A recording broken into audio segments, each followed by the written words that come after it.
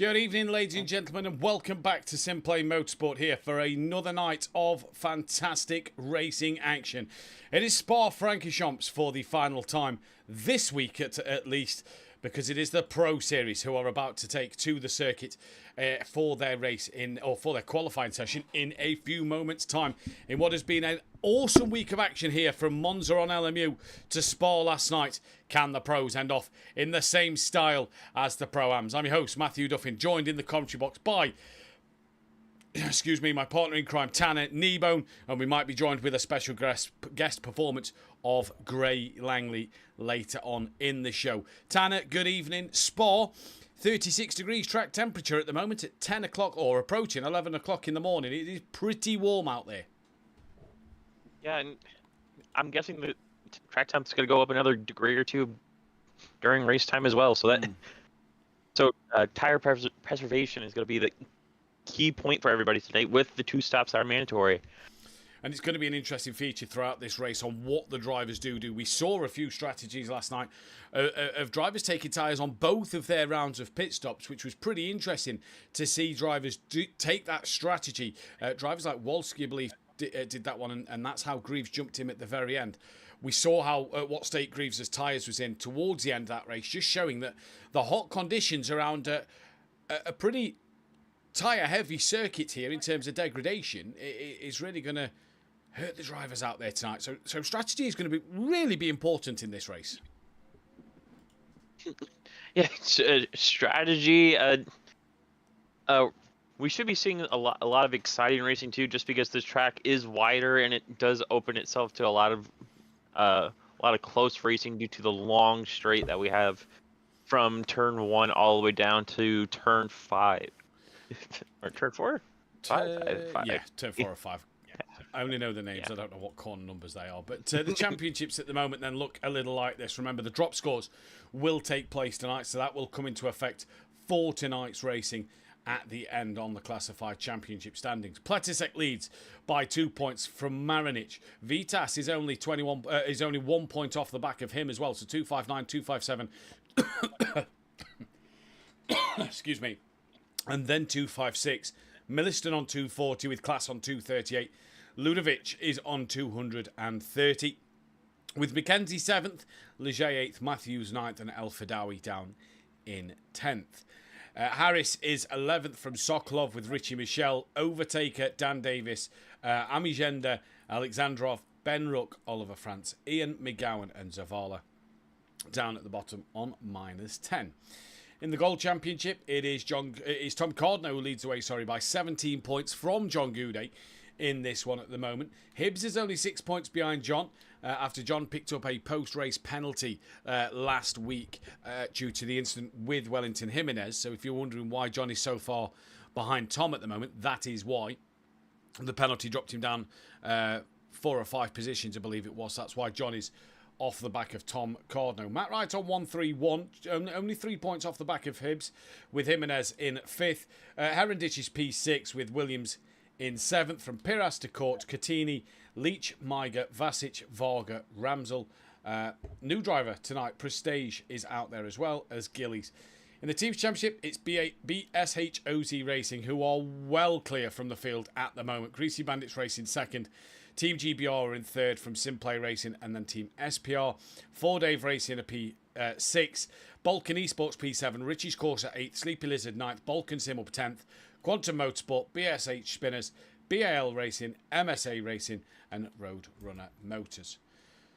So what looks like it's going to be a fascinating night. The championship standings are obviously taking shape a little bit now, with them drop scores just starting to come into effect this week, which will show on the standings when we get them posted on our social media platforms of Twitch, on X, Facebook, and Instagram, as well as if you're in our Discord page, we post them there as well. Good evening to Nicholas, in the chat. Gary Clarble, Neil Broom, who says, good evening, boys. Hope you're okay. Well hydrated, ready for night. Going to be hot action again on the track. And just damn hot in the combos box tonight. I don't know if that's because I'm on the camera, Neil Broom, or if it's just because it's really hot anyway. I'm in air conditioning. It's pretty nice in my Oh, college I've box told over you here. to stop with the air conditioning now. It's not allowed to be mentioned. Alex in the chat, good evening to you. Gareth Anderson, Rob Smith, NP Gaming in the chat as well. Evening all. I wish to all a great race. Rob Smith, Thunders has started down in Cornwall. Hope Hibbs and Dan aren't affected. Dan had just mentioned before I actually left the chat he is in just before the race, saying that he saw a bolt of lightning. So hopefully Dan and Hibbs' connection hold up. Neil Broom, yeah, Hibbs did say that it was on the way. Hope it stayed away for the race. He's a bit further east than me, so it depends on how quick it moves. We'll go to live action, shall we? We'll go to that free practice, end of the free practice session, where the timing tables are interesting reading, to say the least, at the moment, Tanner. We've got a very tight front two between Milliston and St. Ludovic. But then we're looking at class just a 10th back. It's only a second down to P11. But then if you look from 12th all the way down to P23, again, that's only a second.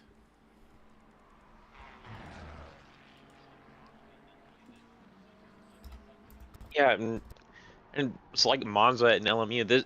This track lends itself to people being about half a second slower, being able to keep up, especially early on in the stint where everybody's tires are on the same level and everybody's trying to get that extra position, because fuel saving in ACC isn't that big of a an issue. It plus with the slipstream being so strong in this game, and especially with seeing the Ford in the two Fords in the top 10 as well, they're going to be dangerous in a straight line. Be wary of the two Lexuses as well in Vasix and Harris, as those two can be dangerous on the start as well. So it's going to be interesting to see how people play, especially the start being how famous and dangerous the starts on this track are. Yeah, it's going to be an interesting one for sure. Thank you, Yoshi, for becoming a channel member, the SimPlay Motorsport legend. Good evening to you, buddy. Hope you're doing very well. Peaceful Stepdad, good evening to you as well in the chat. Remember, if you're new to the channel, hit that subscribe button, the thumbs up button if you like what you see here, and the bell to be notified, as well as checking out our fantastic supporter of the series, Design Manchester, in the description below. Follow them on Facebook to keep up to date. Follow them on Facebook because they are Design Manchester are producers of vinyl graphics, laser engraved gifts, mugs, printed clothing, and much more, including SimPlay Motorsport merchandise. And a massive thank you to Yoshi as well for the $5 tip there. Why can't we have AC in all the houses in the UK? I could not agree with you more, Yoshi. Big thank you to yourself, my friend. What a guy you are. Right, and practice has come to an end. A lot of the drivers still in the pit lane. We've got the car number 33 of Zavala out on circuit, and then we've also got that of Benny Varga, I believe, who's just invalidated his lap. So just Zavala left on a run out there. What are we expecting tonight, Tanner? It looks like it could be... we saw last night in Prime a lot of drivers making their own incidents or having their own incidents. A few spins here and there, but also some reckless moves. We saw a lot of reckless driving last week at Valencia, and such penalties was dished out to all the drivers that was reporting in tickets. What are we expecting to see tonight? More of the same, or hopefully if the drivers just calm down a little bit, now it's back to that 90-minute race? I'm hoping it is, or I believe they're going to calm down a little bit, especially because this track is a lot easier to overtake in terms of as long as you're close enough, you don't need to rely on a dive bomb to make a pass or anything. Main passing points is going to be through the chicane at the end of the long straight, the bus stop chicane at the end. Those two are probably going to be our biggest action points in terms of overtakes. But I'm pretty sure the move will be done before the braking. So I'm hoping with the difficulty of overtaking being lowered a little, by a lot actually, around here, it's going to, hopefully drivers will be more cautious with their moves and more calculating.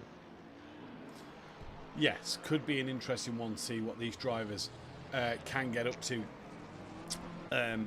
in this 90-minute race. As we've just said, the qualifying though is about to get underway. The first driver out on track is that of Matty Wright, who looked like he had a bit of pace there at the end of practice. So it's going to be interesting to see what Matt Wright will be able to try and get out of this one. Captain Sandbags, as we like to call him in the Discord. It should really be an interesting race here, as Alex and Nick there are just waving in the chat. Good evening to you both. Matt Wright's going to be an interesting one to see just what he can exactly get out of this car tonight, because he had a good Valencia, he had a good Bathurst, was caught up in a few incidents last week at Valencia, and then, you know, he comes into Spa. Spa's a pretty all-round circuit as well. Good mixture to Spa, good balance to the circuit. It favours different cars at different points of the track. So it'll be interesting to see what Matt Wright can get out of this car tonight. Yeah, I don't expect him to be moving up the field like he was in Bathurst, but I believe, if I remember correctly, him and the Bentley of Goody were both on the strategy of splitting the race in half and having a very short splash and dash at the end, and that worked out for both of them magically at the end. I'm expecting those two to do the same thing tonight. I still believe the strategy of splitting the race in half and then having a splash and dash either very early or near the end of the race, or saving a pit stop for any type of damage that you need to get fixed, is the move. Yeah. But it's all gonna be about, can Matt Wright hide the weaknesses of the Porsche, which is the straight line speed, and can he hide those weaknesses, and because as long as he gets past it, or as long as he's close enough past the straight, I feel like that Porsche is gonna be a strong car on the rest of the Sector 2 and Sector 3 of this track. Indeed. Well, he's just coming through La Source now to start his first flying lap of this qualifying session. The thing that me and Wellington was on about last night as well is you've really got to bank on getting these laps in here. It's what you're roughly going to be looking at 2 minutes 30-ish on an out lap. On a push lap, you're looking between 2:17 to 2:19. So any little invalidation of a lap, any moment that could cause damage, is really going to hurt this 10-minute qualifying session for the Gold drivers and for the Platinum drivers later on. Yeah, and that's probably the strategy of your first qualifying lap is going to be about your 80% pace. You're not fully pushing out. You're just trying to get a time in that you can improve on. You're not trying to go pretty much balls to the wall right now and try to set the fastest time you can. You're just trying to put a time down to where that you don't need to stress about not having a time up, and you can just improve it lap by lap. Indeed, so we'll see what the drivers do on this first run, and it's crucial as well, isn't it, with these hot, warm temperatures. I mean, look at that, it's gone up 3 degrees, the track temperature, since the end of the free practice session. So the tyres here, it's not going to be like it's going to be a lap 2, the tyres are in that optimal window. They could already be in that optimal window on this first flying lap here, so really crucial to make sure that your banker lap is somewhat of a semi-decent one, just in case you do invalidate towards the end of the session. And as we can see, Matt Wright's just coming in towards Stavolo now. We're almost halfway through this first opening 10-minute session of the Gold qualifying, so Matt Wright has pretty much got a bit of work to do in terms of making. The bonus he's got is he's the first one out on track. He could be the one that could get that extra lap in just at the very end. Yeah, I think he has about 3 laps left before he has to come in, so he's going to have this one plus 3, if I'm doing the rough math in my head correctly. He's probably an optimistic out view, but he definitely has the benefit of, he probably had the best pit stall out of everybody. He already had his fuel and tires set for this session that he needed to, and he's able to do a 2:19.097 as his banker lap, as Micah goes about 4/10 slower than him. That's not a bad banker lap at all from Matt Wright there, as here comes Benny Varga. We'll turn our attention to the 2:17 of Wellington Jimenez. Matt Wright currently setting the timing screens alight at the moment with his banker lap there. We're now looking for the 72, and we'll see who's where on the lap times as Piras comes across. Doesn't get a lap time on the board. Hibbs is going to be one to keep an eye out for tonight. We know the Honda's not necessarily the strongest car around here. Struggles with El Rouge and Radeon. So we'll see what that will do. John Gooday here has come out the pits a little later than everybody else, so he's a little bit further back than all the other drivers, giving himself obviously the most clear air he can possibly have, but that might hurt him in terms of getting that extra lap in towards the end. Well, we're only waiting for John Gooday. Piras, the only man who didn't set a valid lap. It's Cardno who's gone provisional pole, and John Gooday up into provisional P2. but only 0.02 of a second quicker than Matt Wright at the moment. So very tight already at the top of this gold qualifying. Only 1.3 seconds separates all 11 drivers, with only one of the gold drivers not setting a lap time at this moment in time. Yeah, and expecting the lap times to go up probably by another half a second. I don't see anybody here going into the 17s, but I can see an 18.3 on the top end, 18.2. It's going to be about your gold qualifying pole target. It's going to be that 18.2, and we hope. I'm hoping one of them prove me wrong, but I'm pretty sure 18.2 is going to be a safe bet on at least gold pole. Well, let's see what happens here. Then Matt Wright's just coming through Stavolo now and on the stretch on the run down towards Blanchimont and the bus stop chicane. A couple of drivers have invalidated their lap times at this moment in time. Piras, I'm unsure of, because you have to wait till they set a flying lap before the dot stops being light blue. Well, Matt Wright now through Blanchimont towards the bus stop chicane. He approaches, and what is this lap time going to be? Is he up on his delta? That's going to be the biggest question to ask. Breaks into the bus stop chicane. Good first corner, good second corner, great exit from the pair of them. Did he just run out a little too wide over the final curb? Well, let's see. Does he improve at the very end? No, he didn't. So must have invalidated right on the exit of the chicane there. Yeah, I got probably got a little trigger happy on the throttle there, trying to eke out a little bit more time. Todd Carno coming around the final corner now. Wellington, Jimenez goes in pole. Wellington Jimenez by 88 thousandths of a second. He was next on a valid lap, and then I believe it is the 721 of Prestige, the new driver on the grid for tonight. Moves up to P5. Nice little lap time. And Sam Williams stays where he is. Go down an invalid lap. So still Piras hasn't got a lap time in. This is a close qualifying at the moment out there. Yeah, I'm surprised people aren't improving as much as I thought they would. It could just be off of invalid laps and everything. Let's see, Matt Wright.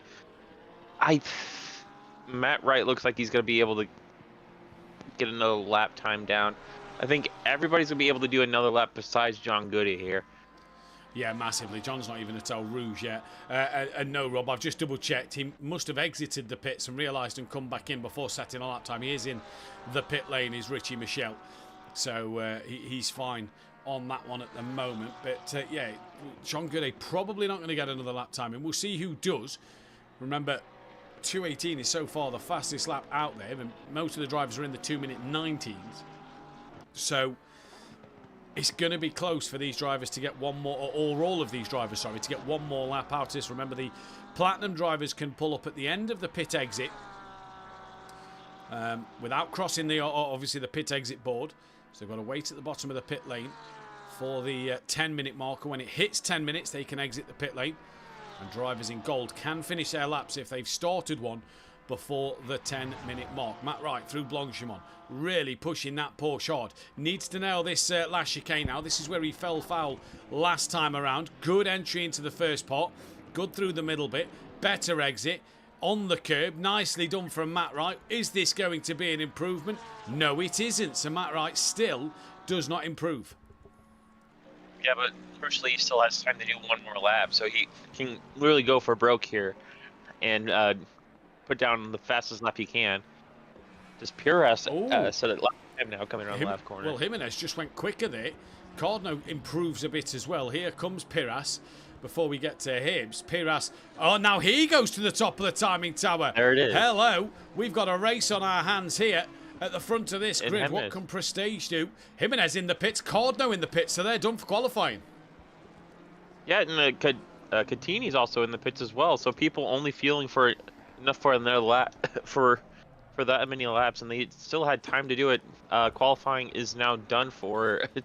Matt Wright is also.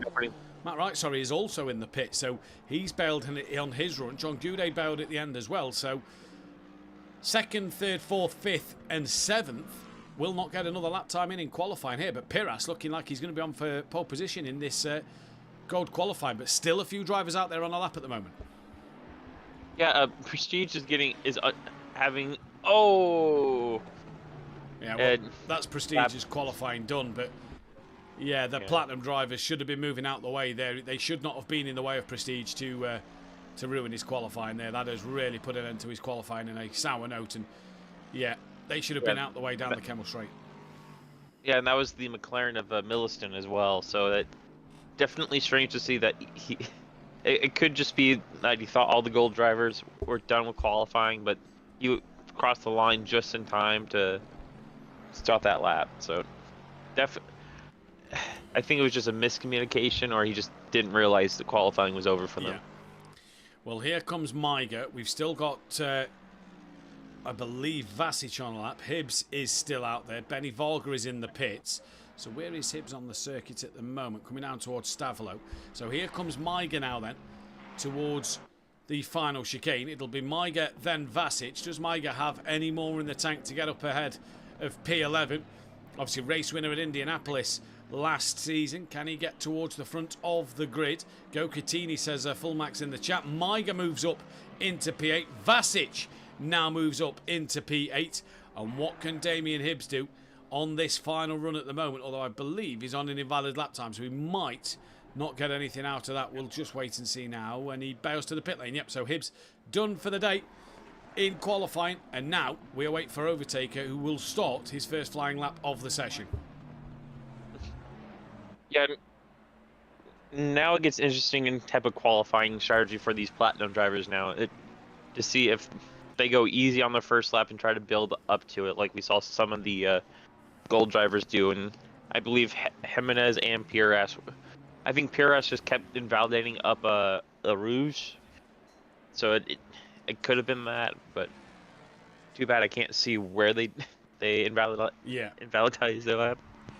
Yeah, I know what you mean. That'd be a nice cool feature to have on the timing tower to see where they did invalidate. Zavala is in the pits with his qualifying ban, and Oliver France isn't in the server. I know Gillies isn't here to serve his as well. So Overtaker, first man to set a lap. A few yellow flags waving at the final chicane. Don't worry about them. That's not drivers making a mistake. That's them just coming to a halt, just to let the car in front just pull a couple of seconds to allow a bit of breathing space between them and the next car. Overtaker's no slouch. This could be an interesting one for Overtaker to see what he can do in this race itself as well. Yeah, he if I remember correctly, he went onto the end of the pit lane with about 2 minutes left remaining, so he would have the coldest tires out of everybody, but he's gonna be the first one out, so he guarantees himself that extra lap at the end that he doesn't have to worry about. So his tires are probably the coolest out of everybody on the track right now in terms of where he is on the track. It'd be interesting to see if that helps him or hinders him. Or Jesus Christ. Yeah, I know what you mean. Yeah, it'd be an interesting one to keep. 39 degrees track temperature. I imagine they'd have got up to a nice temperature by now. But like you say, could that just help him longer into this qualifying by having much cooler tyres at the start of his qualifying stint here? Yeah, and with the race start time being at 2 o'clock in the afternoon, 2 hours after this qualifying session, it's happening in game. I'm expecting the track temperature to be in the 40s or even higher. Yeah, I agree. I think we touched 41 last night, so I think it could be even warmer as well moving forward. Here comes Overtaker, then down towards the line. Milliston just behind him. Overtakes the line. We'll see where he goes in just a moment, as he has gone provisional pole for now. Milliston didn't set a lap time. Dan Davis does. Let's turn our attention down to the number 9. That's the next number I've just seen about to cross the line. That is Patrick Leger. Towards the line he comes. Mike Matthews just behind him. Then we've got the number 6 of Vitas in there. The only platinum I can see at the moment is Dan Davis down in 16th place. We've got the 444 of Class. Great drive from Class, being in the Platinum Series now. Here comes out of Pletisek towards the line. Good lap from him. Michael Harris. No Michael Johnson tonight. Michael Harris to the line. He goes up into P number 20. The 111 of Marinich. Before we get the Ferrari of Sokolov then. And then we get another McLaren of Ian McGowan. Great to see Ian McGowan back out on the grid tonight. Car number 20 of Ami Gienda moves up the order. The 998 of El Fadawi doesn't set a lap time. And the 999 of St. Ludovic, what does he do? moves up the order, and we just wait now for Jack McKenzie to pop a lap time on the timing tower, and I'll just wait for this one to go on before climbing up to see who is where. McKenzie goes 25th, so Harris 23rd, Dan 22nd, Mike's 14th, Leger 13th at the moment, McGowan 11th, Amigenda 10th, Vita 6th, Overtaker P5 from Alexandrinov, Pletisek, St. Ludovic and Class. So the mid-engine cars and the front-engine cars looking good value for money out there. And yeah, good start to qualifying. 300ths of a second separating Class and St. Ludovic at the moment. Yeah, I'm expecting the race pace of these cars to be different than the qualifying pace, especially around here. So I'm expecting like Pletisek to be a bit quicker than St. Ludovic and Class in race trim. Just in terms of the Merc being a better race car than it is a qualifying car. But that's just me being a conspiracy theorist at this point in time. So I take everything I say with a huge grain of salt. By the way, track has just turned 40 degrees Celsius as here comes Overtaker towards the line. Moves up into P3. Milliston didn't get a lap in first time around. He's just moved up the order. We'll try and catch the 16 of Dan Davis, who moves up into P11. Where's the 11 of Mike Matthews? That's the next one we're going to be able to catch over the line. The 933 of Richie Michelle is up into 12. Milliston went provisional pole by 0.6 of a second. That is some lap from Milliston there. A 17 dead. Yeah, and that's just the qualifying strategy of building the lap up, especially with the temperature being this high and the tires pretty much screaming for help. So it's starting off slow and building your way up helps the tires, and the tires help you in terms of lap time. So yeah. Milliston comfortably has pole right now, and let's see if he can sneak into the 16s here. Well, he doesn't need a lot to sneak into the 16s as Alpha Dowie climbs all the way up into P3. Good lap from him there. Where's the 26 of Mackenzie? Down in 28th. Sokolov's 29th. Only Marinich yet set a lap time at the moment. As here comes Mackenzie. Towards the line he goes. And shoots up to P14. So not a bad lap from him. An Overtaker.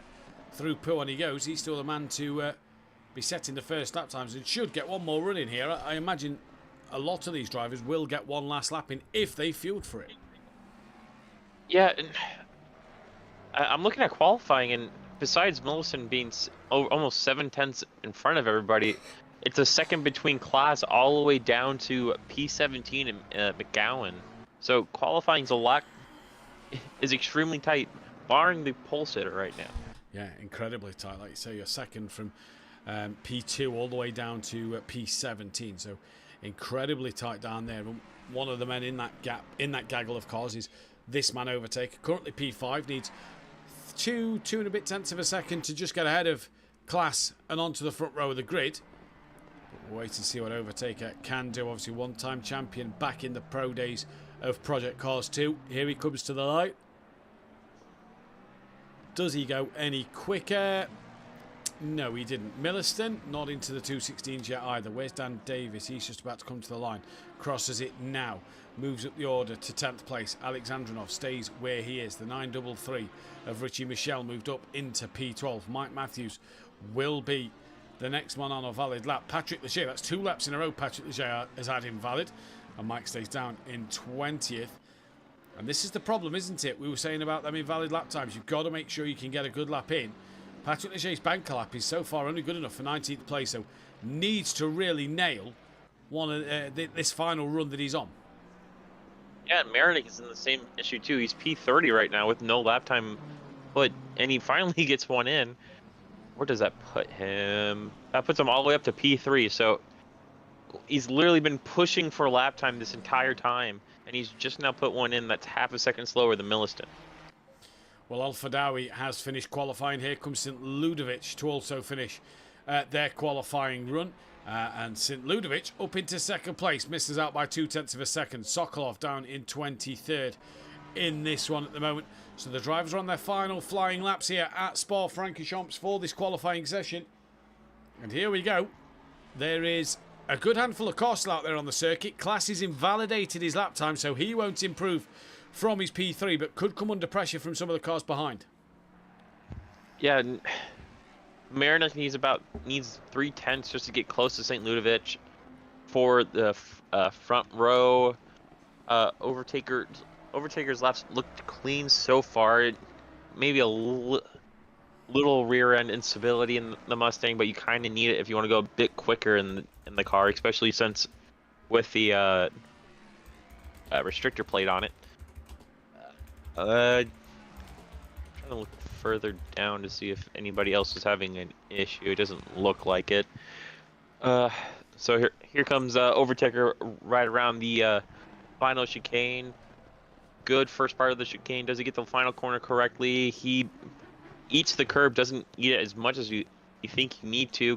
Comes across the line. Does he improve from his time? No, he does not, and he stays P7. Here comes Dan Davis, and does Dan Davis find an improvement before the 73? He does. Dan moves up into P12 at the moment. There goes the 73 of Alexandrinov, who moves up into P8. Richie Michel's just moved up into 13th. Patrick Lachey's got a lap in at the very end. It's moved him up to P15, the number 6 of Vitas. What can he do? There's a few of the drivers bailing on their final runs. Vitas, P10. Not the lap Vitas would have been hoping to hook up there. Here comes Platisek. He moves up into P number 6. And now Marinic. Can he find that 100th of a second to move ahead of class? Can he find half a second to take pole, 3/10 to take second place? To the line he comes, and he stays right where he is. So it will be, and again, an extra point for Milliston in this qualifying session. He has been on pole in the last 2 races, so a good job from him. And the gold pole position going to that of Piras, who qualified just outside the top 10 in 14th place. He's got 2 cars between himself and Jimenez. If you look though at the 2 championship leaders, in fact, if you look at the 4 top championship leaders ahead of Jimenez and Piras, John Goudet down in 22nd, Matt Wright 25th, and Damien Hibbs down in 29th place. So a chance here for Piras and for Jimenez to gain over their rivals. We, though, are going to go for a quick 10-minute hydration break due to the fact that this will allow drivers the chance to get some fluids on board before this 90-minute race. So don't go anywhere. We'll be back in a few moments' time.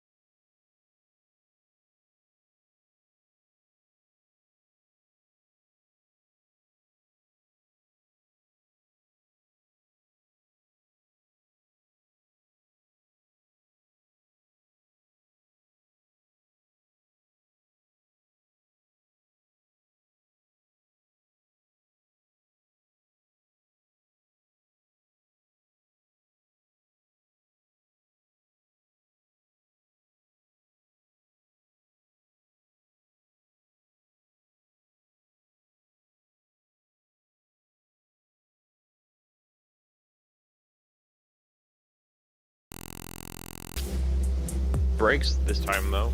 Yeah, exactly.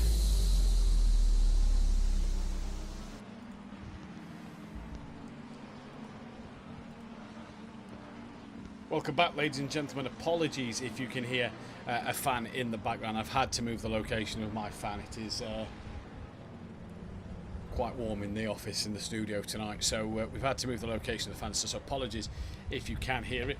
But either way, we're underway for the formation lap. Tanner, we were just talking a little bit off air a moment ago about the Le Combe chicane after the Kemmel Straight. It's going to be quite interesting. Obviously, that run up El Rouge and Radion, provided no dramas up there, that could be interesting.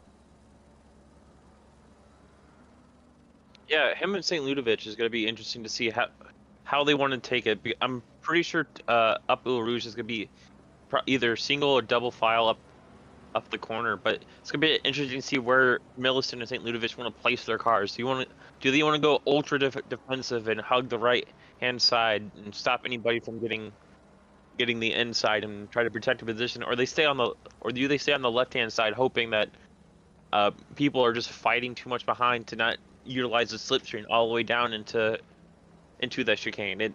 It's just like this. If for the F1 viewers there, it's like Mexico on how it all depends on how people want to drive into that first heavy braking zone that we're going to have.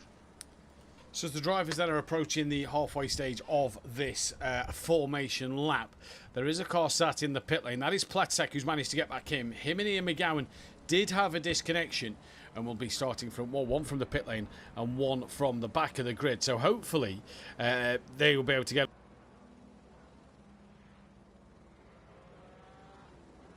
Well, yeah, especially if I remember correctly in the Pro-Am race last night, there was a BMW was a victim up a Rouge and just got sent into a wall. So no matter how clean that race was last night, we still had one victim up El Rouge just from people being too close together, and it's gonna be interesting to see how aggressive or how cautious these guys are gonna take it. Yeah, and that's going to be the huge key tonight to see exactly what will happen up El Rouge for that first time in this race. So we'll get the chance to see what will happen in just a few moments' time, because the leaders just come through Blanchimont. And I've done it again. In just a few moments' time, we've got to get through turn 1 of La Source, because let's not forget, the race here starts at the bottom of El Rouge and Radion, doesn't it? Halfway down that straight. Obviously, next week when we go to Spa, it is at the start line, and so yeah, should be an interesting one. Who are you going for in this race, Tanner? Who do you think's got the best chance of winning? I'd like to go down to P4 to Marinick. I think Marinick and BMW is going to have a good race today. Well, let's see what they can do and see if Marinick can get the race win. I think it's going to be hard to look past one of the front runners. I'm going to go St. Ludovic. I think he's due a race win. He's had some unfortunate races, sorry, as of late. So I think he's potentially due a race win. So we'll see what they can do in this one as we're about to come to La Source. So this is race number 4 of the season, week 3. We head to Silverstone next week on the Assetto Corsa Competizione console platform of the game for the evening race, 90 minutes of Silverstone, and LMU on Tuesday night. We'll be here at Spa. We're staying over at Spa for the weekend. We are here for the Spa 24-hour. We're not actually, before people think we are there, but we are going to be watching it. And then we're going to be here for Spa on Tuesday night as we are green and go at the start of this race. A couple looking side by side already. Good clean getaway at the front of the pack. Just dropping down a little bit further. All looks a nice getaway from everybody. I say that, spoke too soon. Ami Gender in the wall.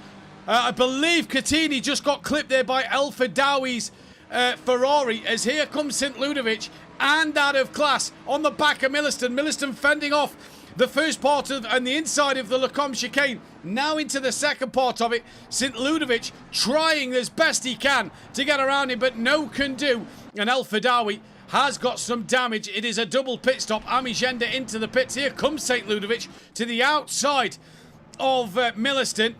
And no can do through there. So, not the worst we've seen at Spa, but 2 cars struggling with damage early doors. The one away to Platsek gets going and he's out the pits, but he's got work to do. It's a 90-minute race and there is 2 mandatory pit stops to do. But as they go through in towards Puon for the first time, it's Millicent, Ludovic, Klaas, Marinic and Overtaker all together. Bit of a gap to Alexandrov. And then Vitas, Dan Davies up to 9th with Richie Michel. In fact, that's Piras who's ahead of Richie Michel. Then it's Patrick Leger. Looked like he was about to put a move into Piff Paff there. Then it's Harris, Catini, Jimenez. Catini, I want to know what damage he's got. Looks like he's got a bit of a scuffed front end and a bit on the left side damage as well. He clipped El Fadawi's Ferrari as it was spinning back onto the circuit. But he's got away with it there as Catini, to be fair. Jimenez, Cardno, Goudet.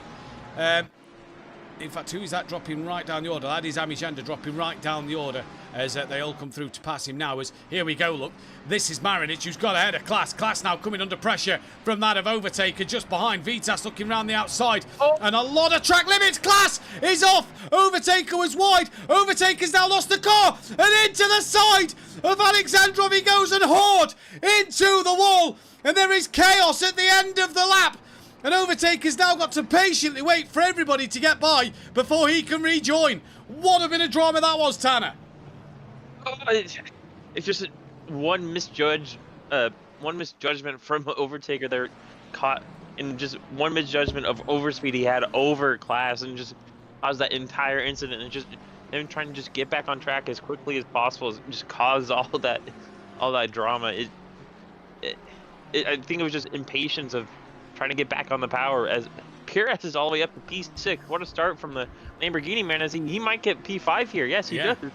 Vitas had a terrible Rouge. Vitas has lost out to Richie Michel here down the Kemmel Straight as well. So not only to Pires, like you've just said, but to Richie Michel as well. The 29 still in the pit lane.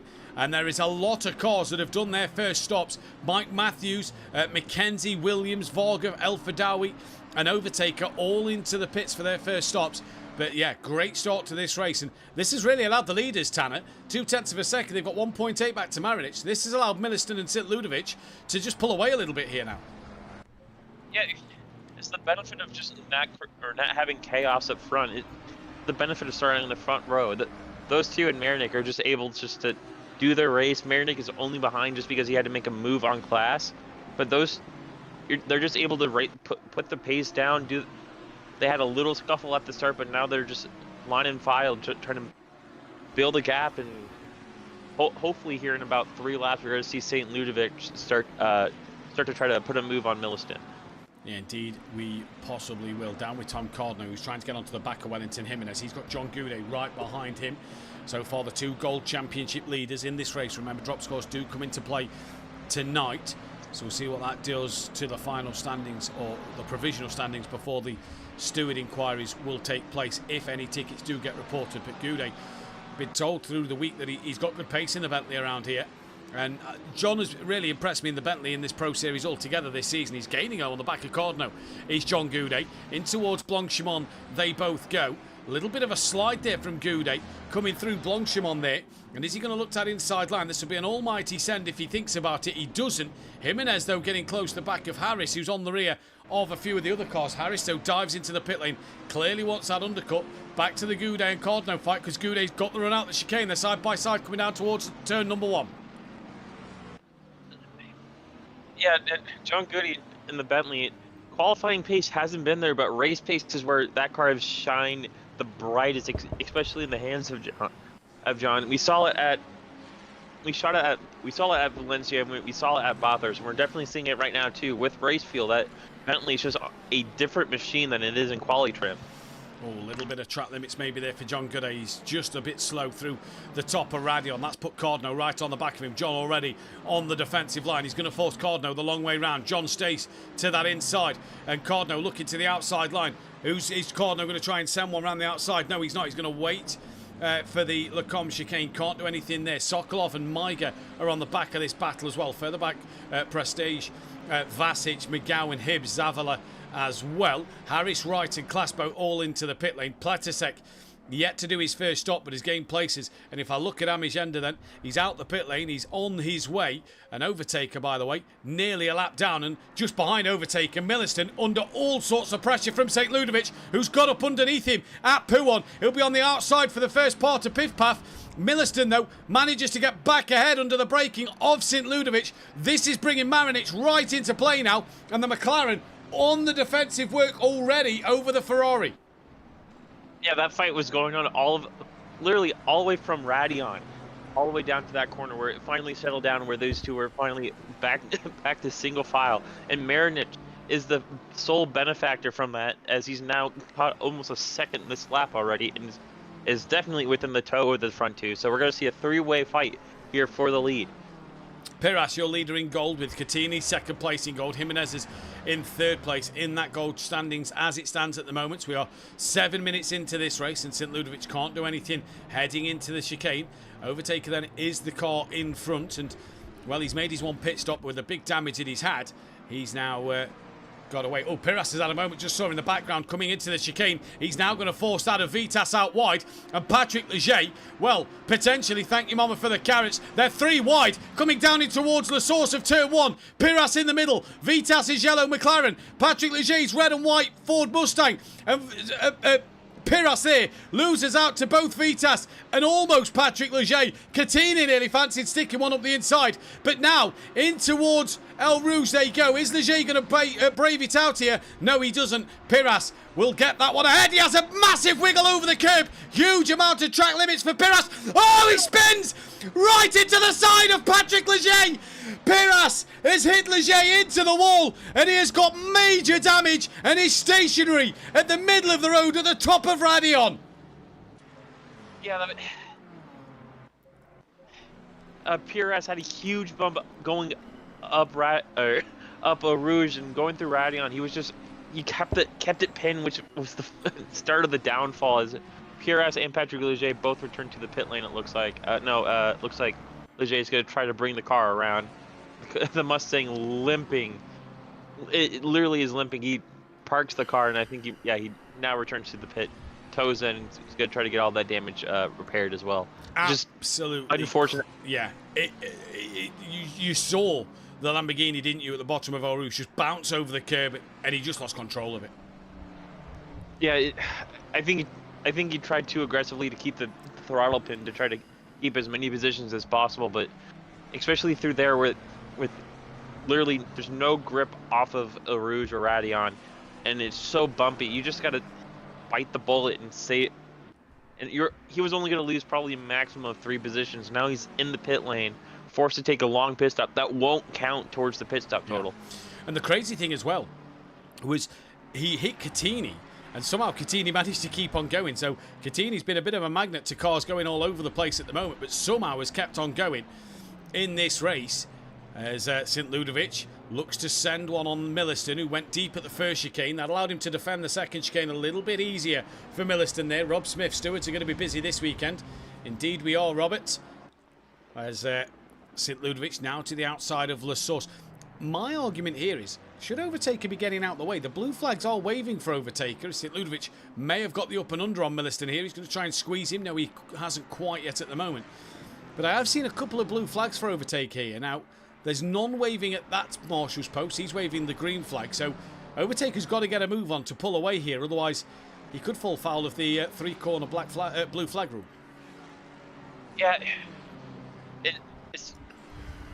Overtaker's just trying to complete as many laps as possible now, especially with the lap 1 incident he had, or not lap 2, I believe, lap 2 incident. So he's just trying to get to the end of the race as quick as possible, salvage as many points and as positions as possible, because there will be more mistakes up El Rouge and Radion, just because it's not. I don't think it's the hardest corners, but it's definitely the most scary corners and scary corners in the entire world in ACC. So I'm expecting more cars to have an issue, as it looks like Carno and Vasix is in the pit lane too. Yeah, they are indeed, and sad to say, we've had our first retirement of the race as Prestige here going on the back of Sokolov. Patrick Leger has retired from the race here in this one. So only 11 minutes in, and Patrick Leger has called it a day. Yeah, it could have been just 5 minutes of damage that he had to sit and wait to do, and that probably be 3 laps down over everybody, and then he still had to do 2 pit stops. I think if it was just if the pit stop counted, he would have stayed, but it just must be frustrating. He did nothing wrong, but the car in front of him had an issue and just took him out, and there's nothing he realistically could have done there. Well, back towards the leaders here. And Ludovic just clipping the curb through Blanchimont, manages to keep the car nice and stable. Overtaker must have got out that blue flag window as Ludovic nearly sending one. He hasn't. I've just seen another blue flag actually. So he's in the way a little bit, his Overtaker here. And Milliston will be hoping that he'll be getting out the way soon. I mean, Milliston's not quite with him, although now Overtaker decides to let the 2 leaders go. He's got to let the 3rd of the leaders go as well. That is Marinic, who Marinic here just can't seem to get close enough to the back of St. Ludovic just to attack him at the moment. Yeah, but I don't think he needs to either, though. He's within the point to where we still got what an hour and 18 minutes to go. There's no need for him to go for any desperate moves here to get the lead. I don't think he has the pace over these 2 to pass both and take away. So he's happy just to sit there and see if they crash into one another, as we've seen that's very likely to happen in this race. Indeed it is. Well, here comes St. Ludovic on the back of Milliston. Can't get close enough there.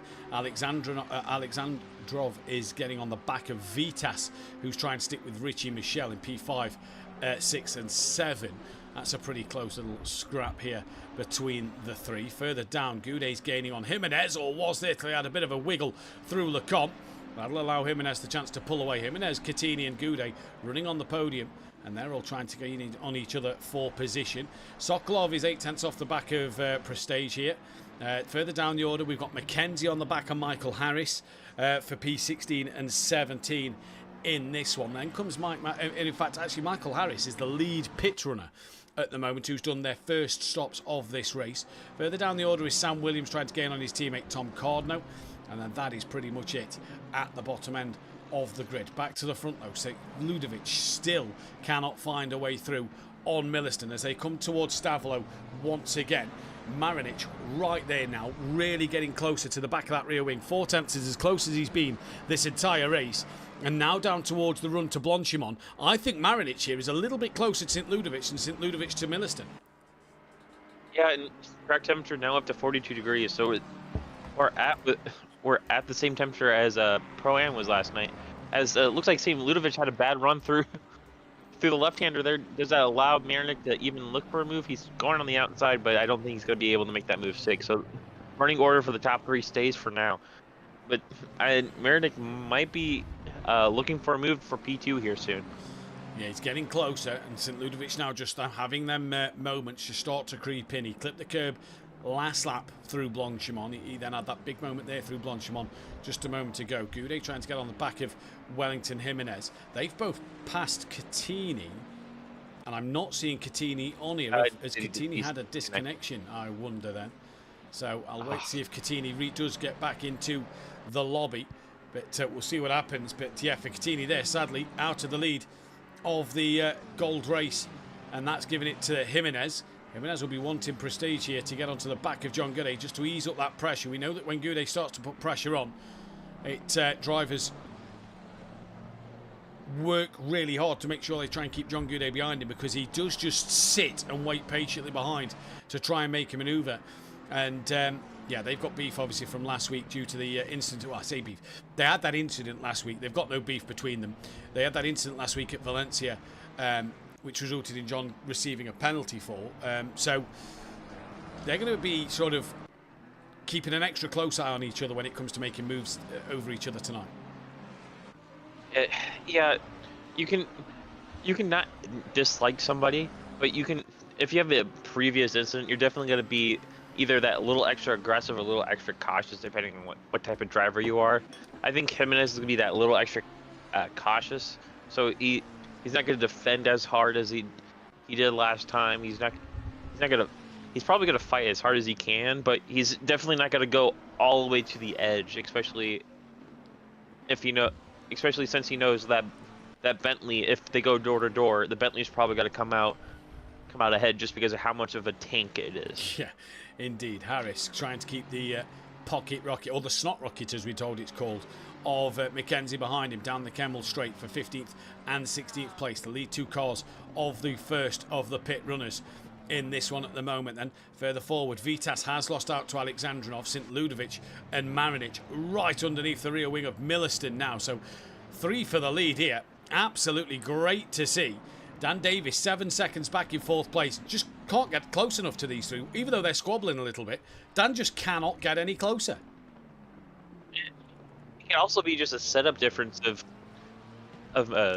setup of them running a higher wing than the cars in front of them, just to conserve some tires and maybe have a better pace through sector 2 and sector 3 as well. So it could just be a setup difference that's causing overtaking to be a little bit more difficult for him, and the front 2 cars are running a lower wing, letting them have that straight line speed. So it could very well not be a skill issue. It could just be a setup difference that's causing the difficulty that he's having. Yeah, indeed. Gashead Steve, no, Rob Smith races on a Wednesday night with us on the Pro-Am series. This is the Pro Series. So if you want to watch Rob Smith, make sure you go back and watch last night's stream. Not now, obviously after this one. And make sure that you tune in next Wednesday night for that.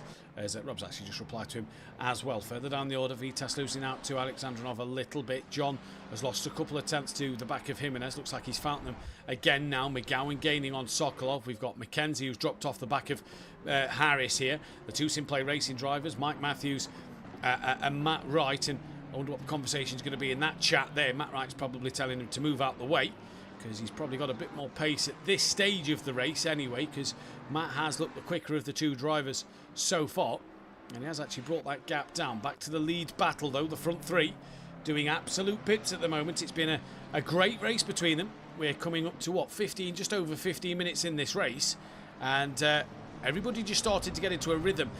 What I like about this is half the field has pitted, the other half have not, so clearly different strategies at play already.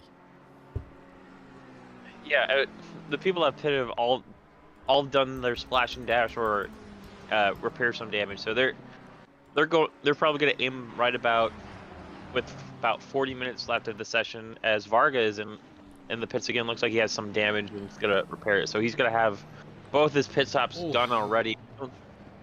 I don't think he's going to be able to make it to the end on a tank of fuel, but I've seen wilder things happen. So if he can somehow stretch that fuel for 5 extra minutes, so about 2, if he can find 2 laps of fuel in that tank of his extra, he can go to the end of the race here on a single stop. Back down with McGowan and Sokolov. McGowan's first race of the season. Matt Wright has got past Mike Matthews now, so they have played the old switcheroo, and Matt Wright is ahead of Mike Matthews. They've got class for company as well at the moment, so we'll see what they can do. Further down the order, further up the order, we'll check out with the leaders again. St. Ludovic has lost a bit of time to Marinic here, but hasn't been able to shake off. He's lost time to Milliston, but hasn't been able to shake off Marinic too much. No, and it could just be the how aggressive that Ferrari is on its tires as well. Yeah. It's definitely harder on its tires than the cars around him. The McLaren notoriously good on its tires, and the BMW kind of in the middle of the road. It could be a tire difference here now, where that's why St. Ludovic was so aggressive early on in the stint, tried to get a move on early, and so he can use the tires in clean air and doesn't have to use them as much. But now he's constantly in the dirty air. He's wearing the tires out a little bit extra. He's saving a little bit of fuel, but fuel in the Ferrari is never an issue. It's got to be the tires that he has to worry about. That's also going to be another fun question, is if people take tires on the midway pit stop. We heard from John back at the Bathurst race, if you remember rightly. He said he didn't take tires in that 90-minute race, but the mountain's a different thing to this track. This track, a lot harder on its tires, and with the temperature being 41 degrees track temperature, you've got to at least change tyres here tonight, surely, because there's no way you're doing the hour and a half not on tyres. Class has got past Mike Matthews. Mike gets a run on Class. Did Class get a bit of a off track up El Rouge and Radion, because Mike breezes past him and then comes across to defend his line. Mackenzie within 9/10 of Michael Harris, who got all out of shape. McGowan on the back of Sokolov. Goudet just gained a couple of tenths over that of Jimenez. Alexandrinov is gaining on Richie Michel, and then obviously this lead fight at this moment in time. I was going to say that Benny Varga was still in the pits. He's now done his stops. He's come out the pits under the 1:10 mark. I remember a few seasons ago that Tardok in the Discord was saying that, well, the Ferrari can easily do 1:10 on a full tank of fuel. So Benny Varga might just be okay here to get to the end of this race. Yeah, looking up back at the race at St. Ludovic and Millicent, St. Ludovic closest he's ever been to Millicent going up Rouge and Radion. Let's see if he's able to make a move here, or is he still stuck behind him as well? Coming into Lecombe chicane.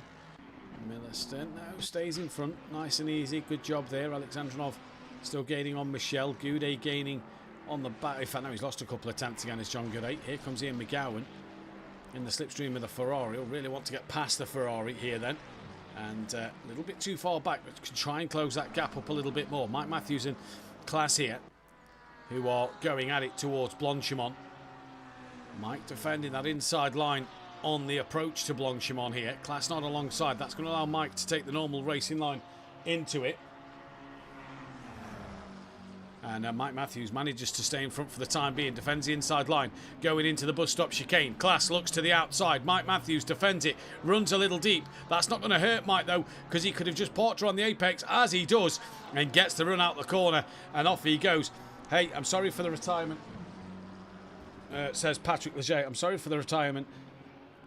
Absolutely murdered, and I couldn't return to the pits on my own. Damage was too bad. I am fuming.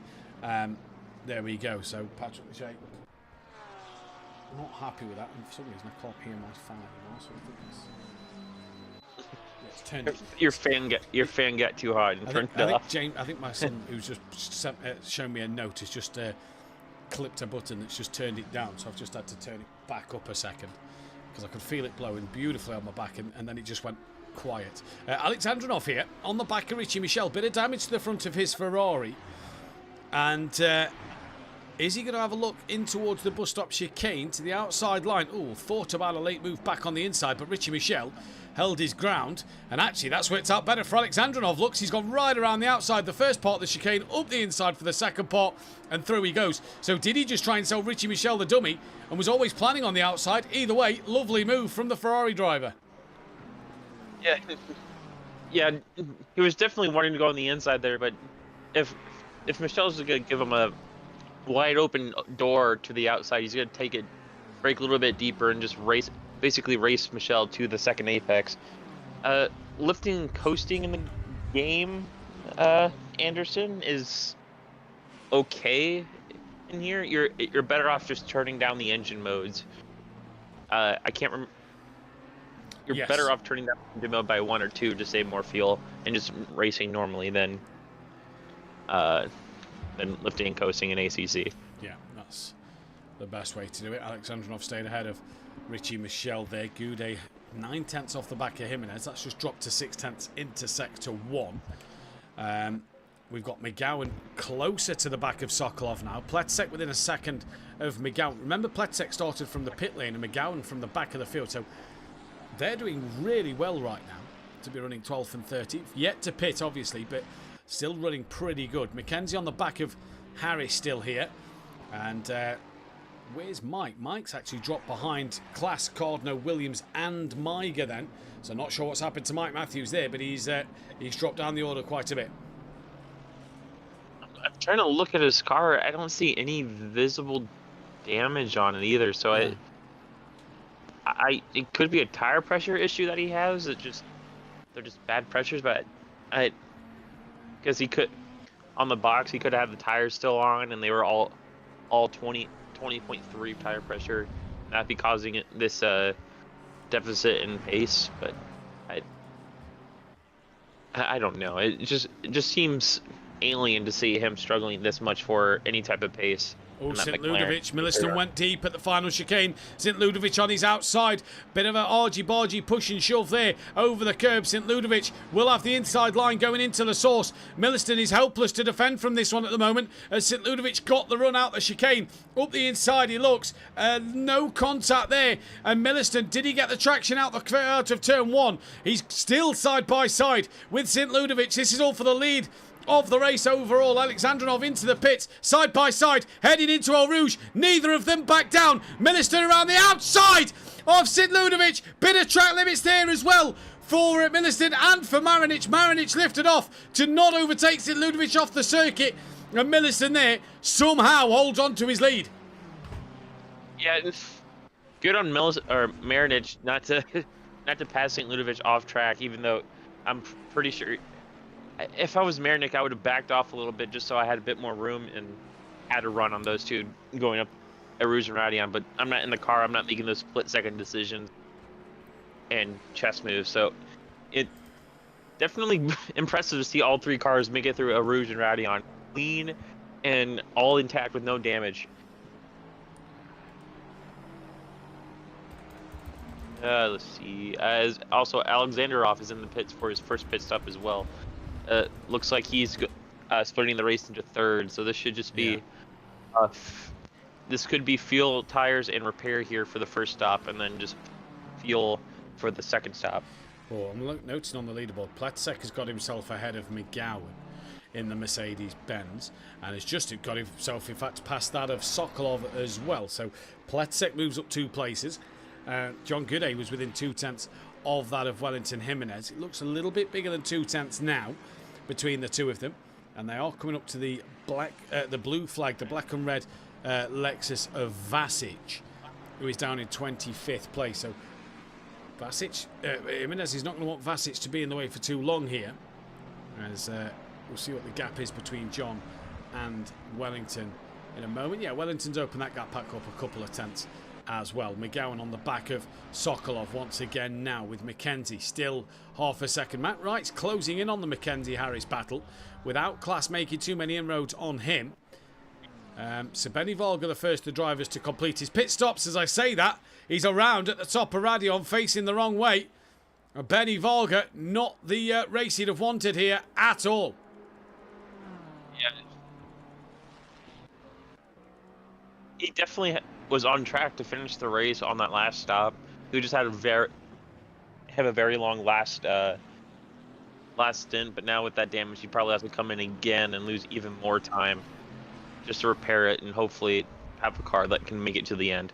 Well, Prestige is in from 3rd place in the Gold Championship at the moment. He's into the pits to see what he can do. Can he undercut here?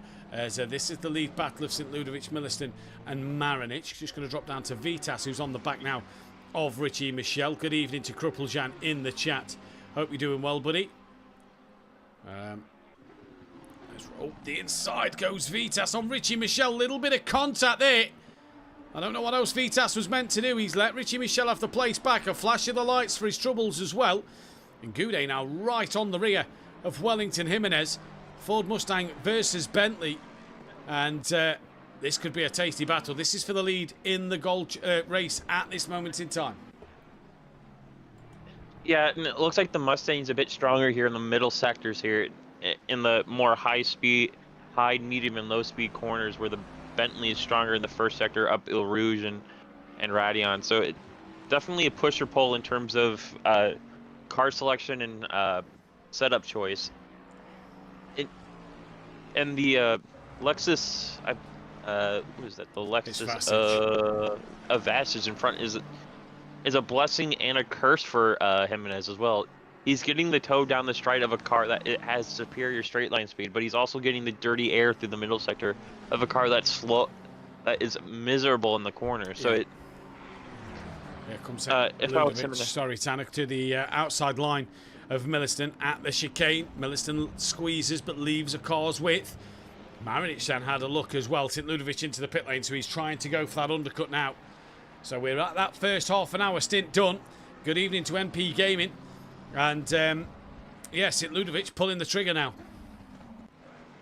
Yeah, I hope this is just a splash and dash just for him to get some clean air and see if he has the pace over Milliston, or has the pace over Milliston, and will eventually pass him just off of pit stops and pace. And just this isn't just a fuel, tires, and go another the race. I think he just needs to put fuel in as little fuel in the car and get back out as quick as possible. Here comes Ian McGowan. Looking to the inside into the source. Yeah, I think you're right. I think he's either got to fuel it long so that he's not anywhere near that of the traffic. Because, I mean, I've just seen him now. Look, he's only just coming down onto the endurance pit lane. So he's not even at his box yet. So he wants to kind of come out just behind the 72 of Piras, who's a lap down but is coming through the source, but ahead of Michael Harris, who's pitted already. Because then there's a good group of cars behind Michael Harris. Yeah, I hope this is just a 1 liter splash and dash, go back up, because there's a big gap right now where his car is in right now of just pure clean air, and it looks like it's going to be a long stop here as he's not moving yet. Well, we'll wait for the number 1 to appear. There we go. His stop's been done, and he should be on his way now. The number 1's just popped up. He is moving, so should come out with a good bit of clear track in front of him and a good bit of clear track just behind him. And that's clever, because if you look at where the leaders are on the track map, they're gaining a bit of traffic here. So that could have been a great strategy from St. Ludovic. As we're watching currently the Jimenez and Goudet fight, that was within 2/10. John got really close. McGowan was close as well to Sokolov. That's now opened up a little bit more. But that's a really good pit stop from St. Ludovic here, because he's got comfortably a good gap over Piras ahead of him. So a good bit of clear road ahead to just push and drive. And he's not under any pressure from behind either. Yeah, so it'll be interesting if Millicent and Marinik respond. No, they both stay out. So those two sticking to stay on the strategy and dealing with the traffic on the road. If I was Millicent, I would have pitted in the box, just because you have that. I don't think he has any doubt in his driving talent. It's just if St. Ludovic has about a 1/10 of a lap faster than he is, he's got to jump him, especially with Marinik behind now catching in the BMW as well. So if I was Marinik, I would have tried to respond and cover off the undercut of St. Ludovic, but it looks like he's staying out and it's just going to deal with the traffic the old-fashioned way. And that's an interesting strategy from him, isn't it? Because, you know, I mean, I'm sure you'd have probably pitted. I'd have definitely pitted, seeing the traffic coming up. But yeah, for them two to stay out, interesting strategy call. But the fuel, they may have been running different fuel loads to St. Ludovic at the start of this race. They might be going heavier into the race over him. So we'll wait and see how it plays out. Goudet now in the slipstream of Jimenez. Jimenez doesn't cover John Goudet off. Goudet just gets alongside Wellington Jimenez, who's going to fancy himself around the outside. John nearly into the side of Jimenez there. Better on the brakes. Jimenez gets the better momentum through the first part of the com, but John gets through and he's put himself into the lead of the gold race at this moment in time. And that was all from Jimenez, just not defending from John Goudet. Yeah, that was just Jimenez being a bit too lazy as they touch going around the hairpin, downhill hairpin. The Jimenez again being a bit too cautious, too relaxed, racing John Goudet, and that's probably going to cost him a gold win here, as he was comfortably keeping Goudet behind. That was Goudet's first even look or attempt at a pass. It looks like Jimenez might be looking on the outside here through the middle chicane, and it's just not going to work out. Yeah, through Piff Paff, Jimenez was having a look. Now he's going to have the slipstream over the Bentley coming round towards Blanchimont. They've got to be careful here. Pletzek's only 4 seconds behind them. Looks like Jimenez is better at this final part of the circuit over John. Now that seems to be where Wellington's gained all that time over John at the end of the lap, and John's managed to be a bit closer last time around, but now Wellington having a look in the slipstream of the Bentley towards Blanchimont. There he goes. Wellington pulls out to have a bit of a look, tucks back in behind. Goudet not through there, he's not going to do it. Now is he going to do it on the run down towards the bus stop chicane? Wellington to the inside line. John covers the middle of the road. He's going to now go to the outside, is Wellington. John just delays at the throttle in the middle part of the chicane. Touring car tactics there from John Goudet. I applaud it, big touring car tactics there, and John actually comes out further ahead than Jimenez than what he was when he overtook him. So great bit of racing there between the two, and John Goody just that little touring car knowledge to not gas it up out the first part of the chicane, and that's put Beefy into the clutches of Pletisek here. Yeah, it could be smart racing here for Jimenez when Pletisek gets close, just to let him by and have him go up and maybe mess up Goody's line, and slow him down and get right back up on him. Just because now he has a 7/10 gap he has to make up. Now it's up to a second. So the Bentley definitely a better car in a straight line than the Mustang of Jimenez. Yeah. Yeah, interesting. See what will happen between them, and like I say, going to be a tough one. I mean, look, we're what 35 minutes into this race. Piras is back into the pits. He's returned to the pits. Benny Varga's had another off, so not the night for Benny Varga at all here.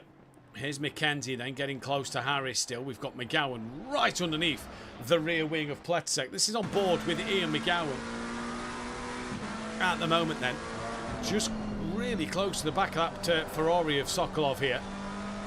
Trying to make a way through, but can't seem to find it at this moment in time. And he's been staring at the back of this Ferrari for quite a while. Yeah,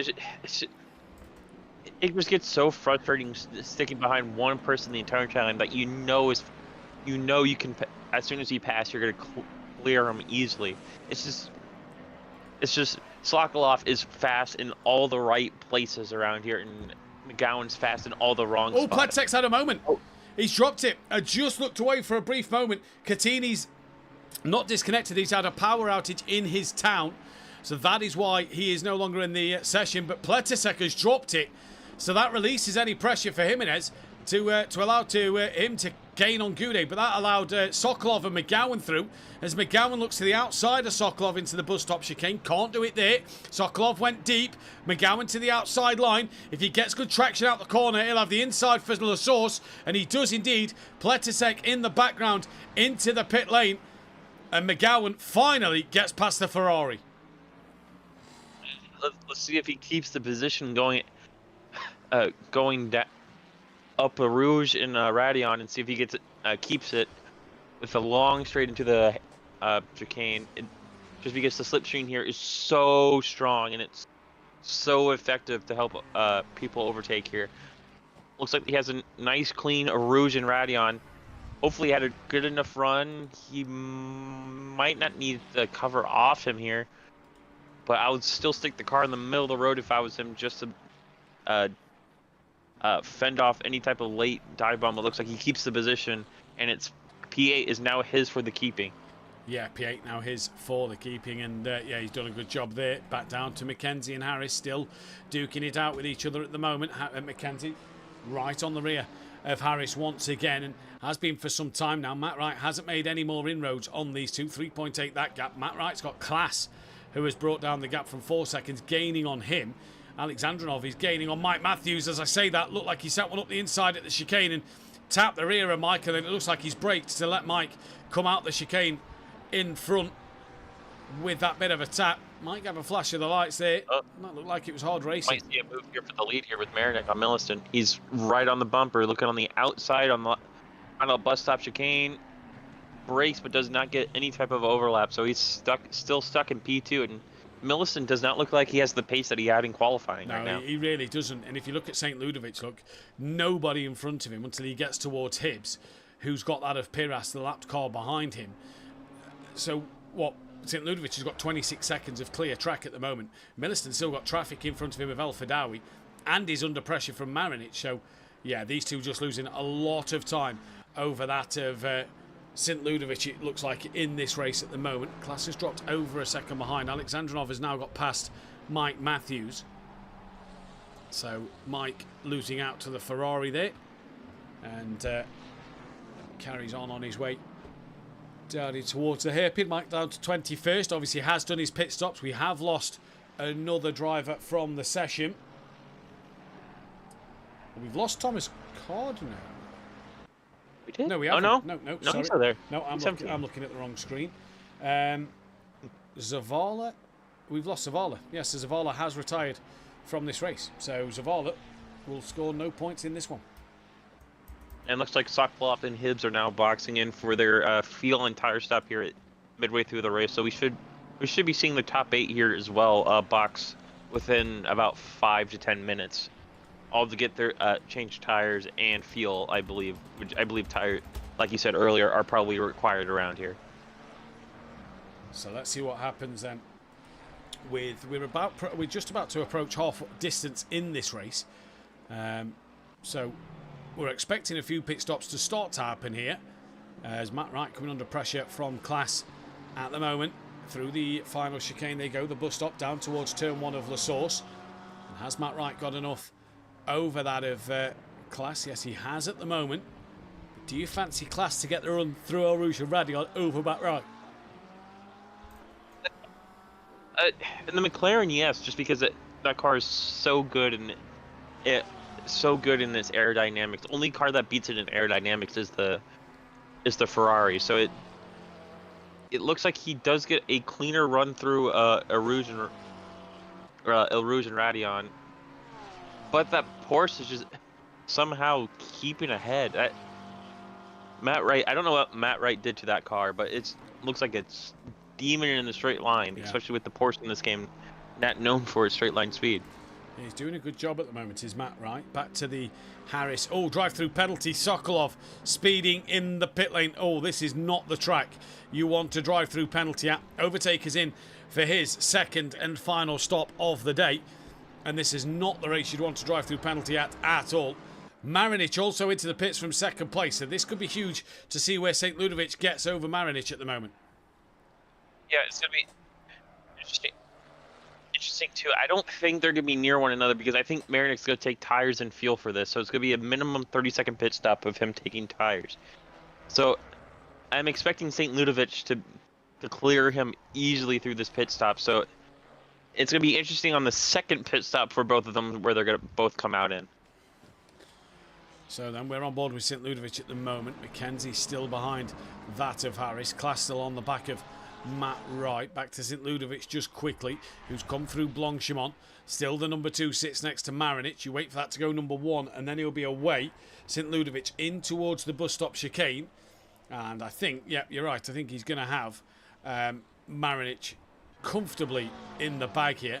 Mackenzie didn't get past Harris. Class is right underneath the rear wing of Matt Wright's Porsche. To the outside line, Class looks towards the bus stop chicane. Matt Wright covers that one off, and Class can do nothing about it there. Mackenzie still didn't get ahead of Harris either. Marinich has just gone to number 1. How close is he to the pit exit, though? Because here comes St. Ludovic. Towards El Rouge he goes, and Marinich not yet off the limiter, and is going to be ahead of Marinich, who's only just come off the pit limiter now.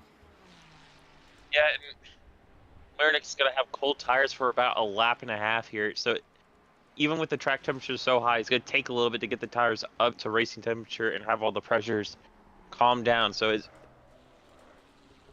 St. Ludovic is probably going to gain another about 4 or 5 seconds ahead of Marinich that he already is now. So it's all going to be interesting here on how these second pit stops unfold. Here, as he at comfortably 10 seconds ahead. Alexandrinov there, bit of a wiggle, similar to what Piras did going into El Rouge as he was trying to go side by side with Maiga. Managed to back out of it over the top of Radion there just to save himself any moments, but is right on the back of Maiga's purple Mercedes-Benz. Has a look into Lecombe, can't do it. Milliston and Dan Davis now into the pit lane. So we'll see what their strategies are as Class has also came into the pits as well. Has Righty put a Lexus engine in the back of that Porsche? It appears so at the moment, doesn't it? 'Cause it looks mighty in a straight line. Yeah, just overnight in the game code there was an update and that you just put about another 150 horsepower in that Porsche. Give it a few more ponies to pull it along. Well, Maiga has lost out to Alexandrinov. So Alexandrinov now moving into 16th place. Class in for his final stop. He's now done. Overtaker's done. Benny Varga's done. Sokolov in for his drive-through. Where's Overtaker? Oh, nowhere near Class. Class will be well out the pits before overtake he gets around. So that'll be interesting to see when Matt Wright decides to pull the trigger back on Class in terms of, you know, the undercut-overcut situation. Yeah, and Marinick somehow gained half a second this lap on St. Ludovic as well. So, fresher tyres, possibly fresher tyres. Yeah, fresher tires, but this is his Marinick's out lap, which is crazy to me. It looks like the time stabilized a little bit here, so it could have just been a bad middle sector for St. Ludovic. Well, but he is going to take the race lead because Marinic has only just been dropped off the jacks. You can see him there away in the pit lane, and St. Ludovic is through. Has Marinic jumped out of Milliston in the pit lane here? Milliston just off the limiter now. He's just coming up Eau Rouge and Radion as here comes Milliston at a much more quicker speed. There's Milliston on the right-hand side of your, or left-hand side of your screen, and Marinic jumps up into second place. So Milliston, going even longer, has lost 2 places. You know, it's the benefit of the undercut, I guess, around here, which, since it's such a long lap, a lap older tires is that much more worn. You have that much more pace and younger tires. So Marinic might be, or Milliston might be behind Marinic now, but eventually those tires are going to be better than that BMW's, and the BMW's rear tires are going to be getting chewed through here in the last 45 minutes. So it's going to be interesting to see if Milliston has anything else left to say after losing 2 positions. One to St. Ludovic, which I think was inevitable since he didn't respond to his undercut about 15 minutes ago. But Marinic just going a lap, having a lap undercut past him, and it's almost basically a 2-second 2-second profit over him just by boxing him a lap earlier for tires and fuel. It will be interesting to see if going a lap longer is going to help him with tire wear. Just noticing, Matt Wright is the lead goal driver out of those who have pitted. John Goudet is now into the pits and is only just coming down towards turn 1. Jimenez stays out. So Jimenez is actually in the net lead of this race overall at this moment in time. St. Ludovic, sorry, is in the net lead when Jimenez comes to do his pit stop.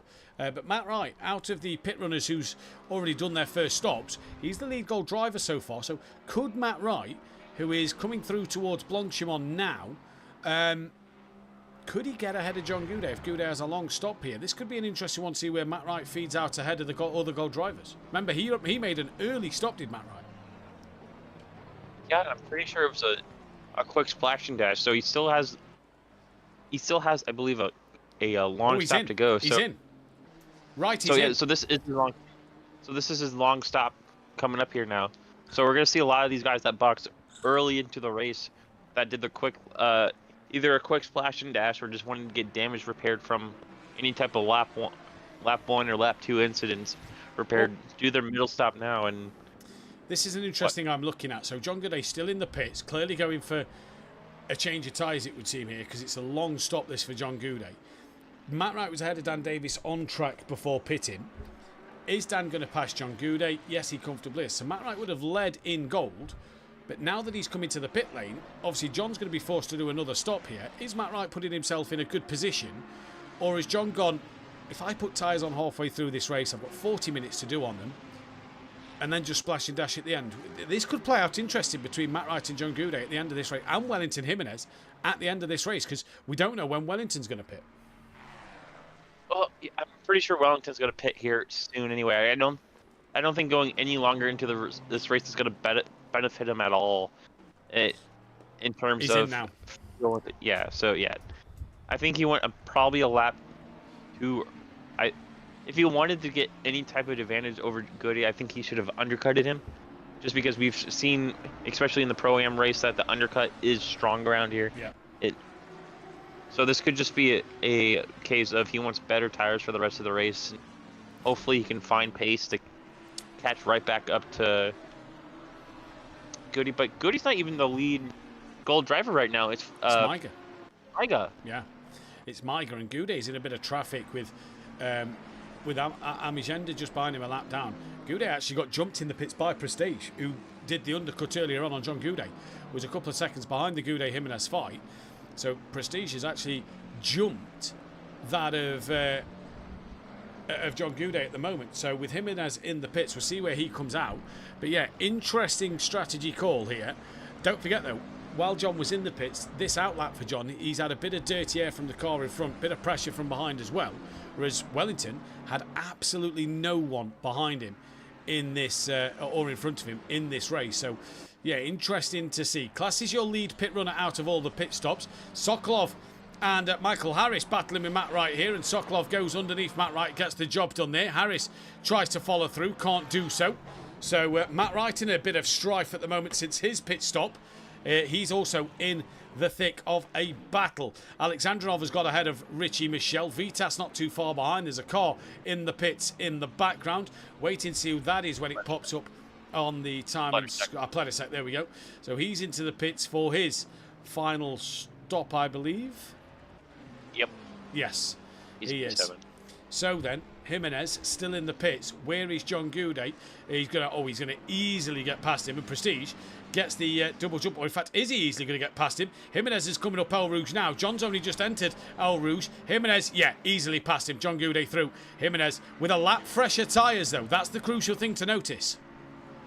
Yeah, lap fresher tires, and he's gonna he's probably just gonna catch up to the back of him just because the two cars in front of Goody are battling, and Goody can't really make them disappear. It's not blue flags or nothing. This is for race position because all of them are on this same amount of pit stops to the end now. So this is time for Jimenez to catch right back up to Goody here with better tires, and hopefully make a move work here that will maybe not guarantee, but put him in the spot to win the race on better tires. What's happened to St. Ludovic? He must have had an off somewhere because he's got Milliston crawling all over the back of him, and he's 3.7 seconds behind that of Marinic. And Milliston here looking to make a move. Oh, he's damaged. Like something's wrong with the car. Yeah, it doesn't seem to be right. Left-hand side. I can't tell what. But, yeah, something not right with St. Ludovic's car. Well, Marinic leads from Milliston.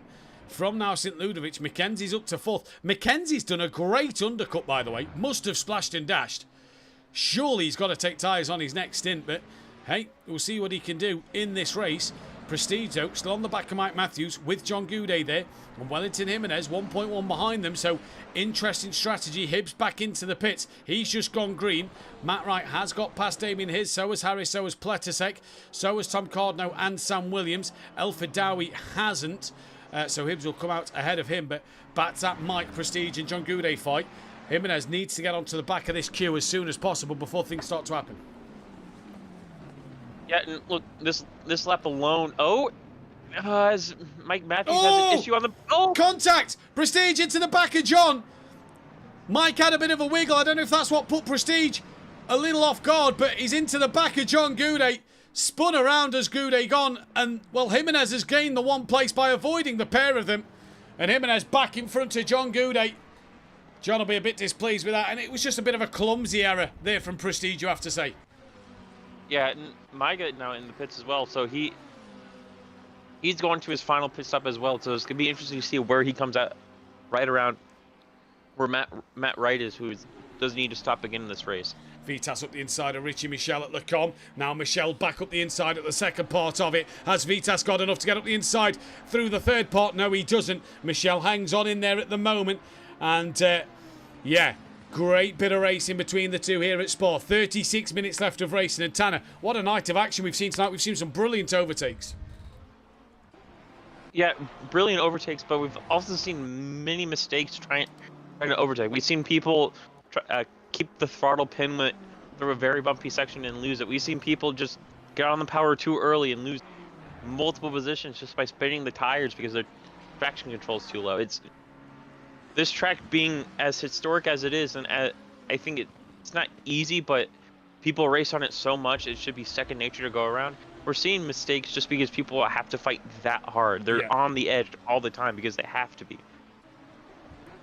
Yeah, they are indeed. And so far we're seeing that of Vitas on the back of Richie Michel at the moment, still going at it. Further down the field, though, we're looking at Matt Wright, who's got Michael Harris. He's within a second nearly of Sokolov, and Sokolov's still got an extra pit stop to do.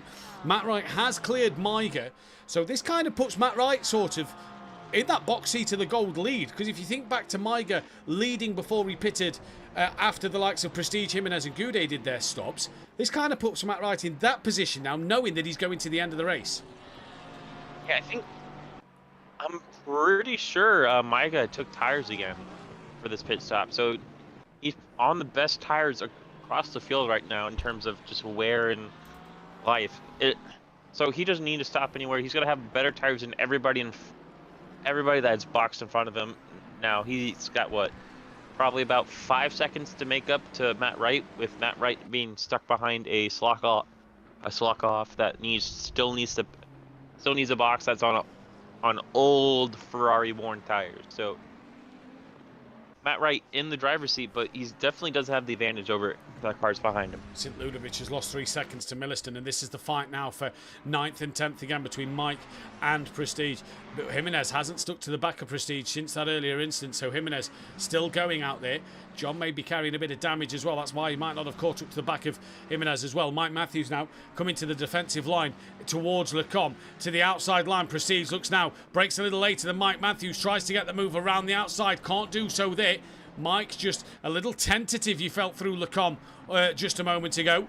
And now he stays ahead of Prestige for just a little bit longer, at least 2 more corners longer. And we'll see what happens at Pouhon. But yeah, Mike coming under a lot of pressure from these gold drivers.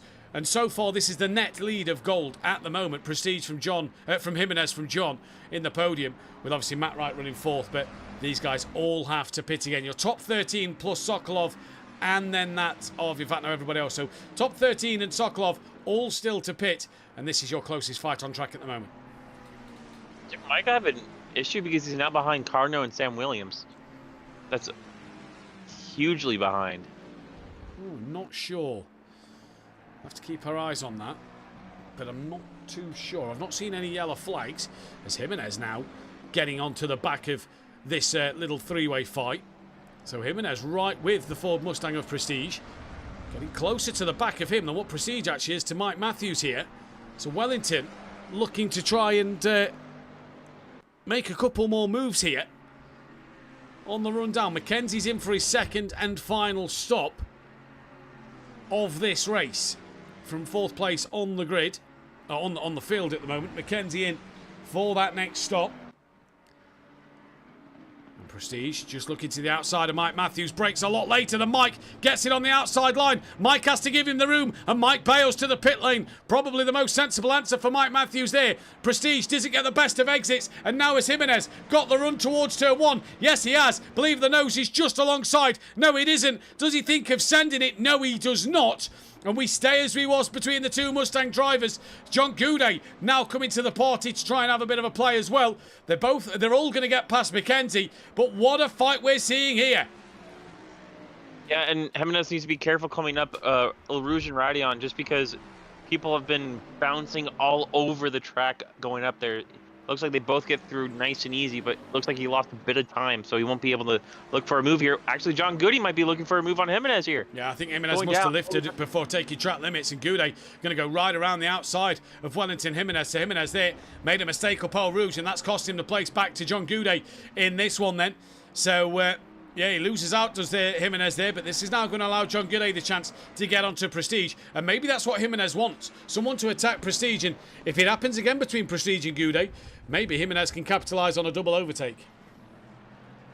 Well, I think Jimenez here needs to be thinking about doing an undercut here and doing a splash and dash to the end. This is the he saved the pit stop just for this. Prestige mistake. That's allowed John Goudet through at Pouhon. Jimenez tries to go through the outside as well. Couldn't do so. Prestige closes the door. So John Goudet through. Jimenez on the flashing of the lights. And John now back ahead. I don't think Prestige took tyres because they look like they're struggling out there. Jimenez to the outside of Piff Paff now. And is he going to go right around the outside? Yes, he is. Jimenez back ahead of Prestige. And now on the rear of John Goudet once again. Sorry, Tanner. Oh, you're fine. If Jimenez wants to make a move for the lead now, he has to do it as soon as possible, or go in the box and just get clean air, because I think he has the pace over John Goudet. It's just he's been in the dirty air every time he has to try to catch him, and him in the dirty air does not seem like it's a good thing for him. I don't think the slipstream's helping him enough to negate that. So he's either got to go for a move here through the bus stop chicane, or if I was his race engineer, I would tell him to box this lap and try to get an undercut. He looks on the inside, but thinks better of it, so he stays behind. Let's see if he goes into the box here. No, doesn't. Stays out. Prestige does, though. Could that be the answer for Prestige? Unless he has to take tyres, of course, depending on what John and Jimenez do. But they had long stops where we think they took tyres in the race. I think the more these two start squabbling, you know, this really does help out Matt Wright. Yes, Matt Wright is behind Sokolov as a few cars just start to flash and disappear. Hopefully we don't lose anybody there.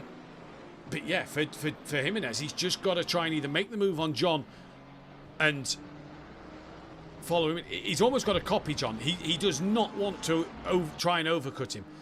He needs to copy John, I think, when it comes to the pit stops, Tanner.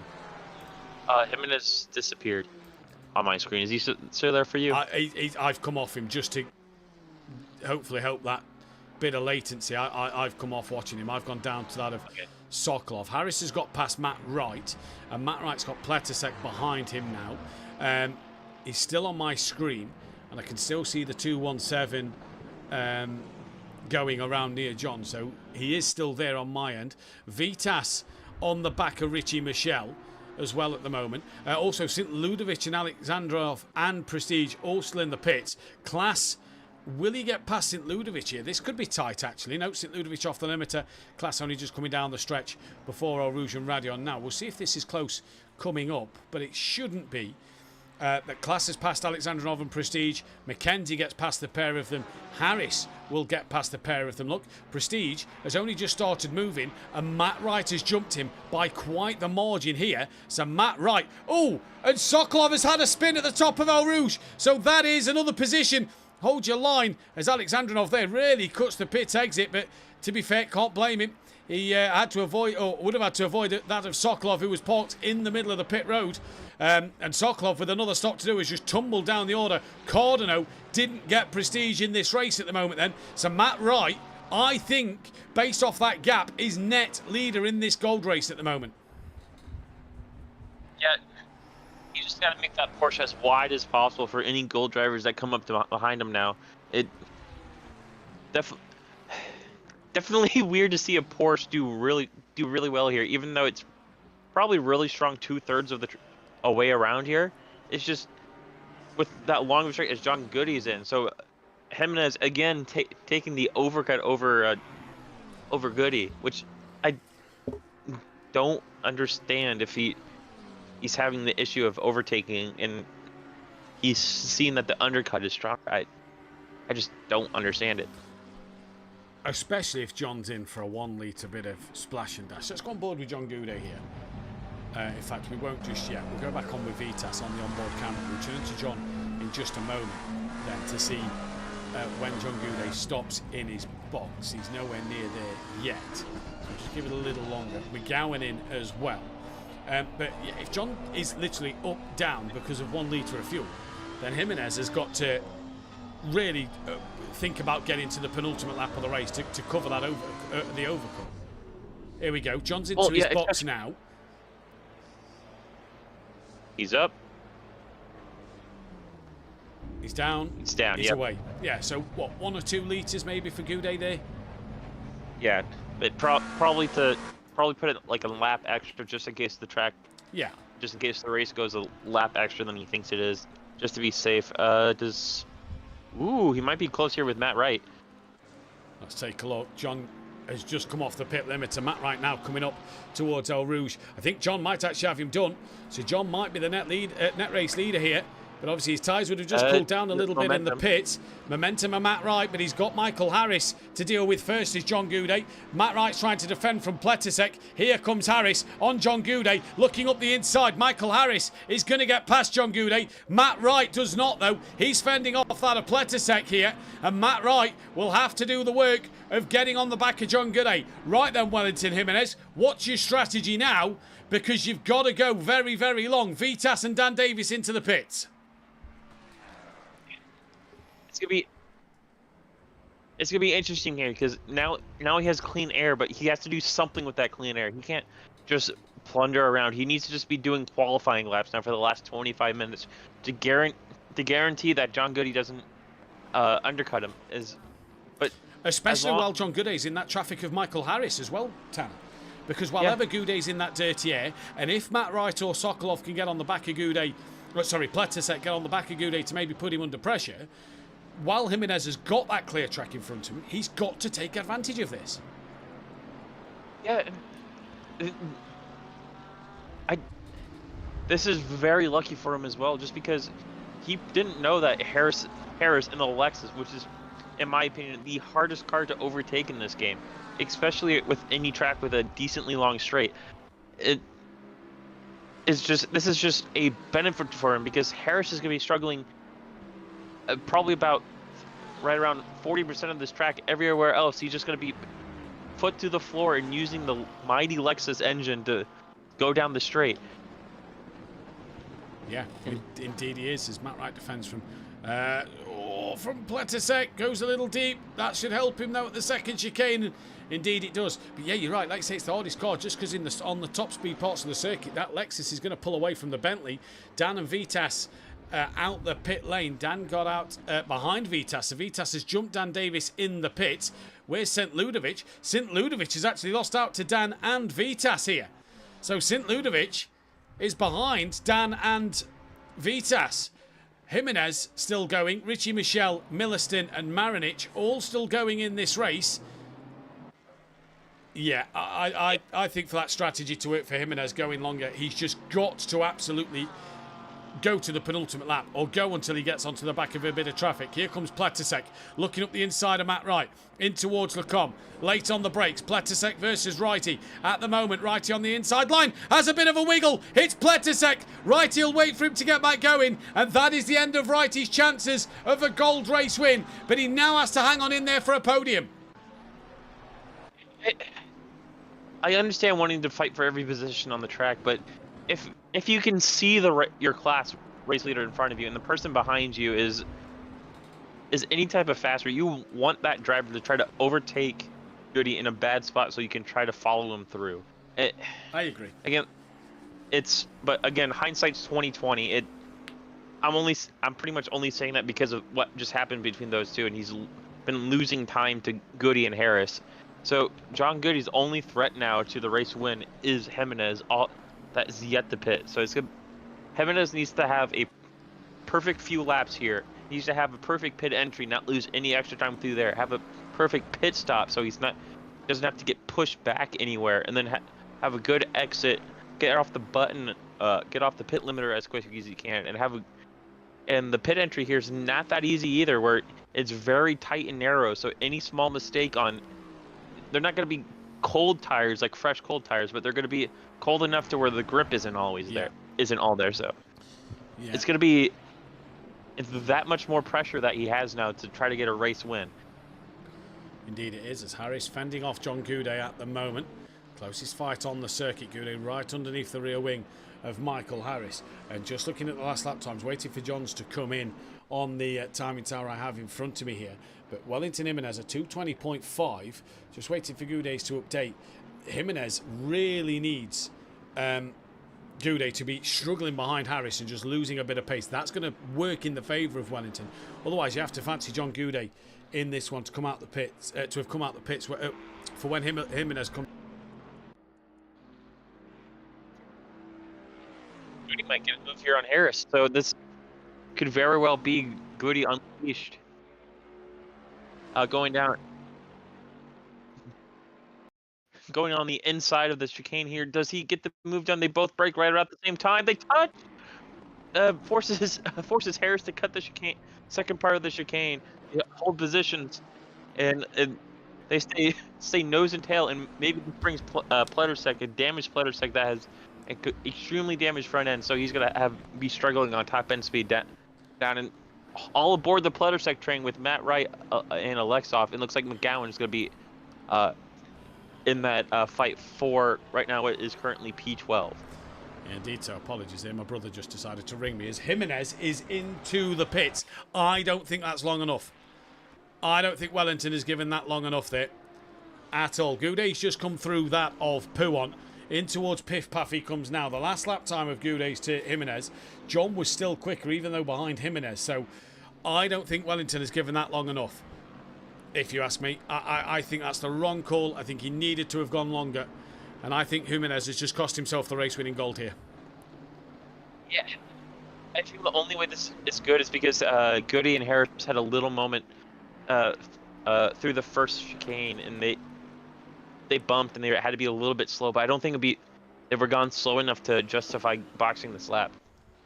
So I hope it works out for them, but definitely going to be interesting as they're just Harris and Goody now going through the bus stop chicane, and Jimenez still hasn't gotten to his box yet, and he's just got to his box. A little hesitant going in. He's up, and he should be down right now. Now, still in the box. Wow. Now he's down. Yeah, they're going to get through. They're going to get through. They're coming through La Source now of turn number 1. Jimenez not yet off the pit limiter.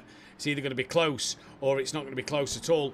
Where is Wellington Jimenez? He's not yet off the pit limiter. This is going to be John Goudet into the lead of gold here. There you can see Wellington Jimenez now off the pit limiter. Goudet and Harris have the momentum. They've both got through. Where is Matt Wright then in this one? As he got the jump over Wellington Jimenez, the momentum will be with Matt Wright coming up the top of Eau Rouge. Don't think he'll get ahead, but Jimenez now will see that of Michael Harris and John Goudet just in front of him. Jimenez pitted way too early there for my liking. He should have gone a little longer, although Pletisek putting Jimenez under pressure, and Jimenez loses out to Pletisek now as Alexandrinov forces Matt Wright off the road with a massive dive bomb, and Alexandrinov gets through, and Jimenez loses out to Pletisek. That puts another car between them. He's pitted at the wrong time, Tanner. Yeah, I don't know if it's because he thought he needed to put more fuel in, or he had low fuel, but I don't think it's in him to put low fuel to have a designated pit stop. If I was him, as Millicent's now in the pits as well, so he's going to try to undercut Marinik.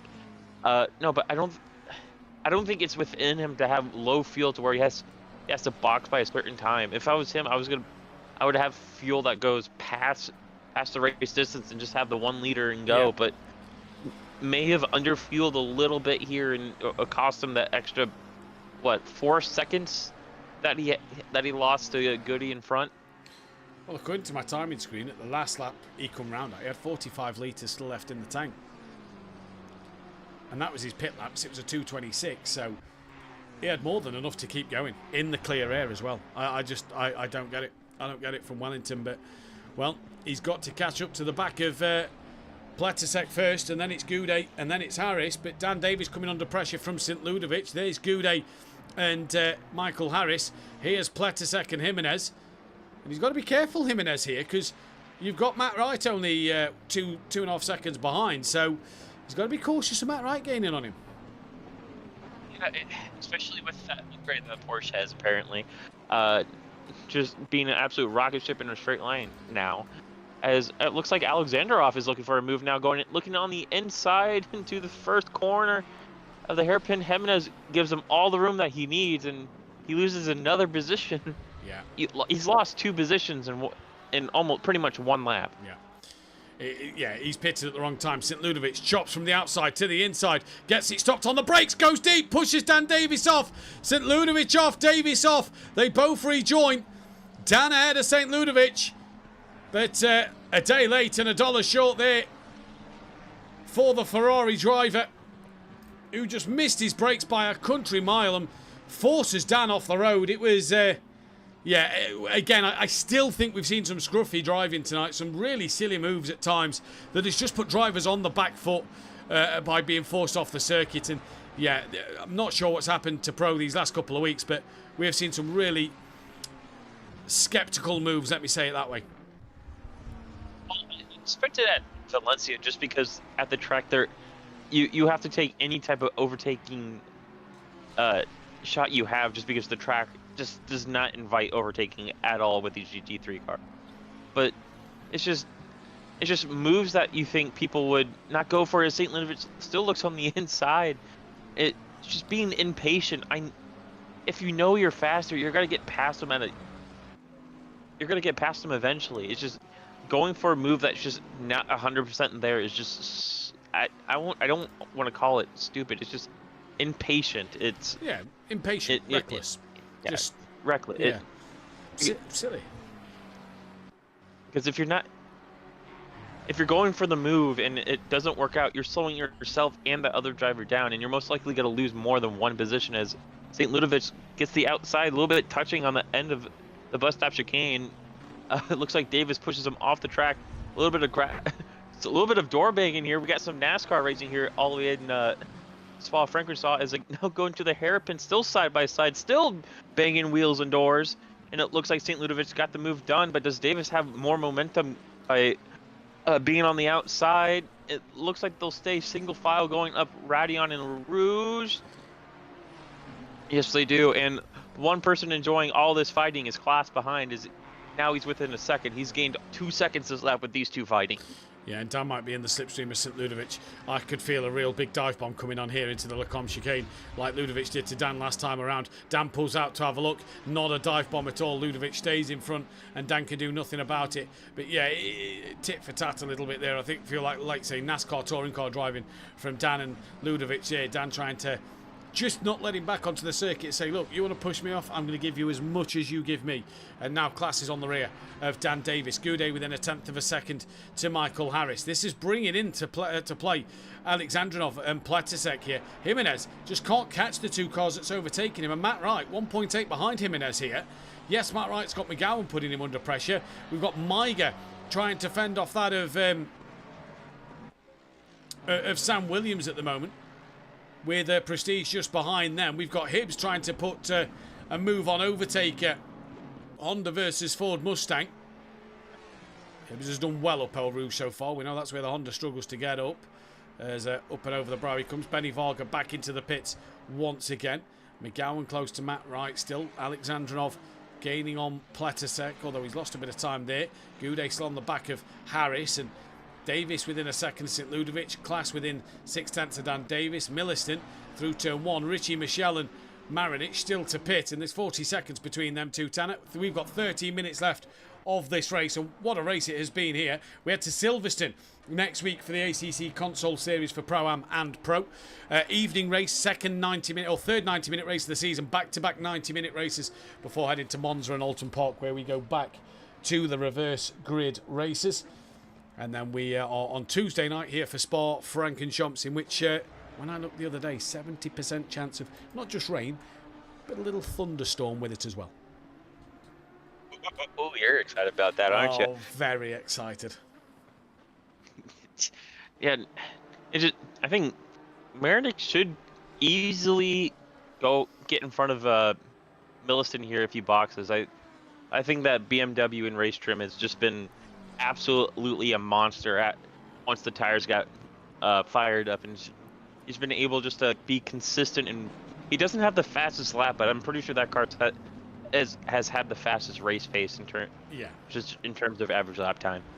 Yeah, I'd probably agree with that. Benny Varga just comes out the pit lane now. Nightmare race for Benny Varga. We've got Prestige looking on the back of Sam Williams here. Then Matt Wright has lost out to Ian McGowan. I've pressed the wrong button there. Struggling with wheel overheating, says Benny Varga. As Goudet had a look at Harris here into Lecombe.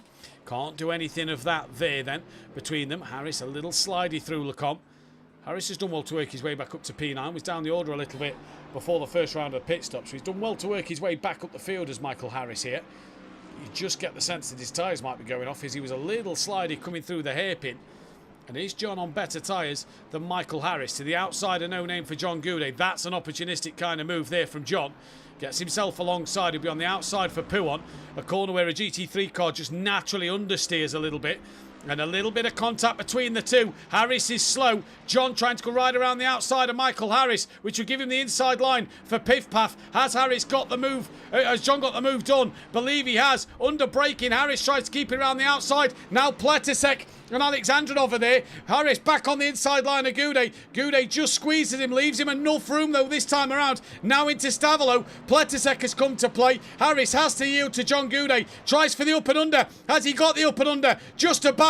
Might just be alongside John Goudet here. Harris onto the curb. Goudet has to run it out wide. There's four of them all battling for ninth place. Harris in the slipstream of Goudet with Pletisek and Alexandrinov right behind. We know what that Lexus is like in a straight line. Towards Blanchimont they go with 10.5 minutes left in this race. John Goudet fending off Michael Harris, and the Bentley looks a match for the Lexus in a straight line at the moment. Was there a Bentley upgrade as well as including the Porsche? Because here, because that Bentley has just been a monster in a straight line. It's as Michelle's also in the pits as well for his last stop. So we have one more person to do a final pit stop. But now the Lexus has something that it really doesn't need right now in a straight line, and it has a slipstream behind that Bentley. So if Harris wants to get this position back, he needs to have doesn't need to have a great run. He just has to have a good run through Rouge and Radeon, and he'll be able just to use the Lexus's legs just to get right past the Bentley here. I feel like he needs John to have a bit of a pole run as well, because that Bentley seemed more than a challenge towards Blanchimont and the bus stop chicane, although Harris here does look like he's got a bit of the legs. Pulled away from the Mercedes, getting closer to the back and the rear of John Goudet's Bentley. Is Harris going to look up the inside? Thinks of braking later, sends a nose up the inside of Lacombe. John shuts the door and chops that one off. Harris has a bit of a moment. Pletusek spun around. That gives Jimenez another place. So Pletusek spun around by Alexandrinov, and I think John now has a big enough gap at this stage of the circuit to stay ahead of Michael Harris. Does he have like nitrous in there or something? Like I did not expect the Bentley to be that strong in a straight line to be able to hold off a Lexus with slipstream behind him. That is just insane. Yeah, absolutely crazy. Jimenez on the back of Alexandrinov now. So yeah, Harris has fought as hard as he could. Klaas has got... Oh, no, Klaas did get ahead of Dan Davis. But Dan's back in front as we've just gone on board there. So, we have a fight for the final position here between St. Ludovic and Vitas going down to the final bus stop chicane. Looks like St. Ludovic is looking on the outside. That's brave to go around there from around Blanchimont, that is. Doesn't get it done. Vitas has a little... Oh, it's a Bond. Sorry, St. Ludovic all over the everywhere there. Jinking the wheel everywhere he could. All over the everywhere. Yeah, words didn't make sense. He was just everywhere at the moment there was De Bont, just wiggling the wheel around everywhere he could. Now can Harris use that Lexus top speed to gain on John towards the bus stop chicane? Needs a good exit here and a good exit from the source to try and get that run up through Eau Rouge and Radeon. And he does get a bit closer, you know, out the final corner here. Does that of Michael Harris. Back to the St. Ludovic Vitas battle. He did gain 4 tenths in that final sector, so good stuff from Michael Harris. Really trying to come back on. Who is that? Is that Sokolov? I believe the Ferrari that's being blue flagged ahead of Vitas here. Ludovic pulls to the inside. Vitas covers that one off, and Ludovic has to wait another day to get this done. Vitas manages to hold on. What about Dan Davis in Klaas? They stay as they was. What about Goudet and Harris? Feel like Harris has lost a bit of that momentum again. What's happened? Vitas into the wall. St. Ludovic going through the chicane, gets to his rear quarter panel and unsettles the car. As now he's trying to turn it into Dan Davis into the hairpin, and he's losing more positions with the damaged car. So Vitas had a moment with St. Ludovic through the three-part chicane, and has a very heavily damaged McLaren is just losing positions now, hand over fifth. He's got McKenzie behind him as well at the moment. Was there contact then between St. Ludovic and Vitas? We wasn't watching it. I believe so. I think St. Ludovic just got to the back rear quarter panel of that McLaren, and it just he either touched it or it pretty much did a pit maneuver. As we have a drive through the number 381 Vasich. Very late in the race. Mike Mathews just tapping and forcing Prestige a little wide there as he got ahead of Sam Williams as well. So Mike's gained 2 places, but just made a bit of contact with a Ford Mustang there. Harris within 6 tenths of Goudet. That looks a little bit bigger than 6 tenths now.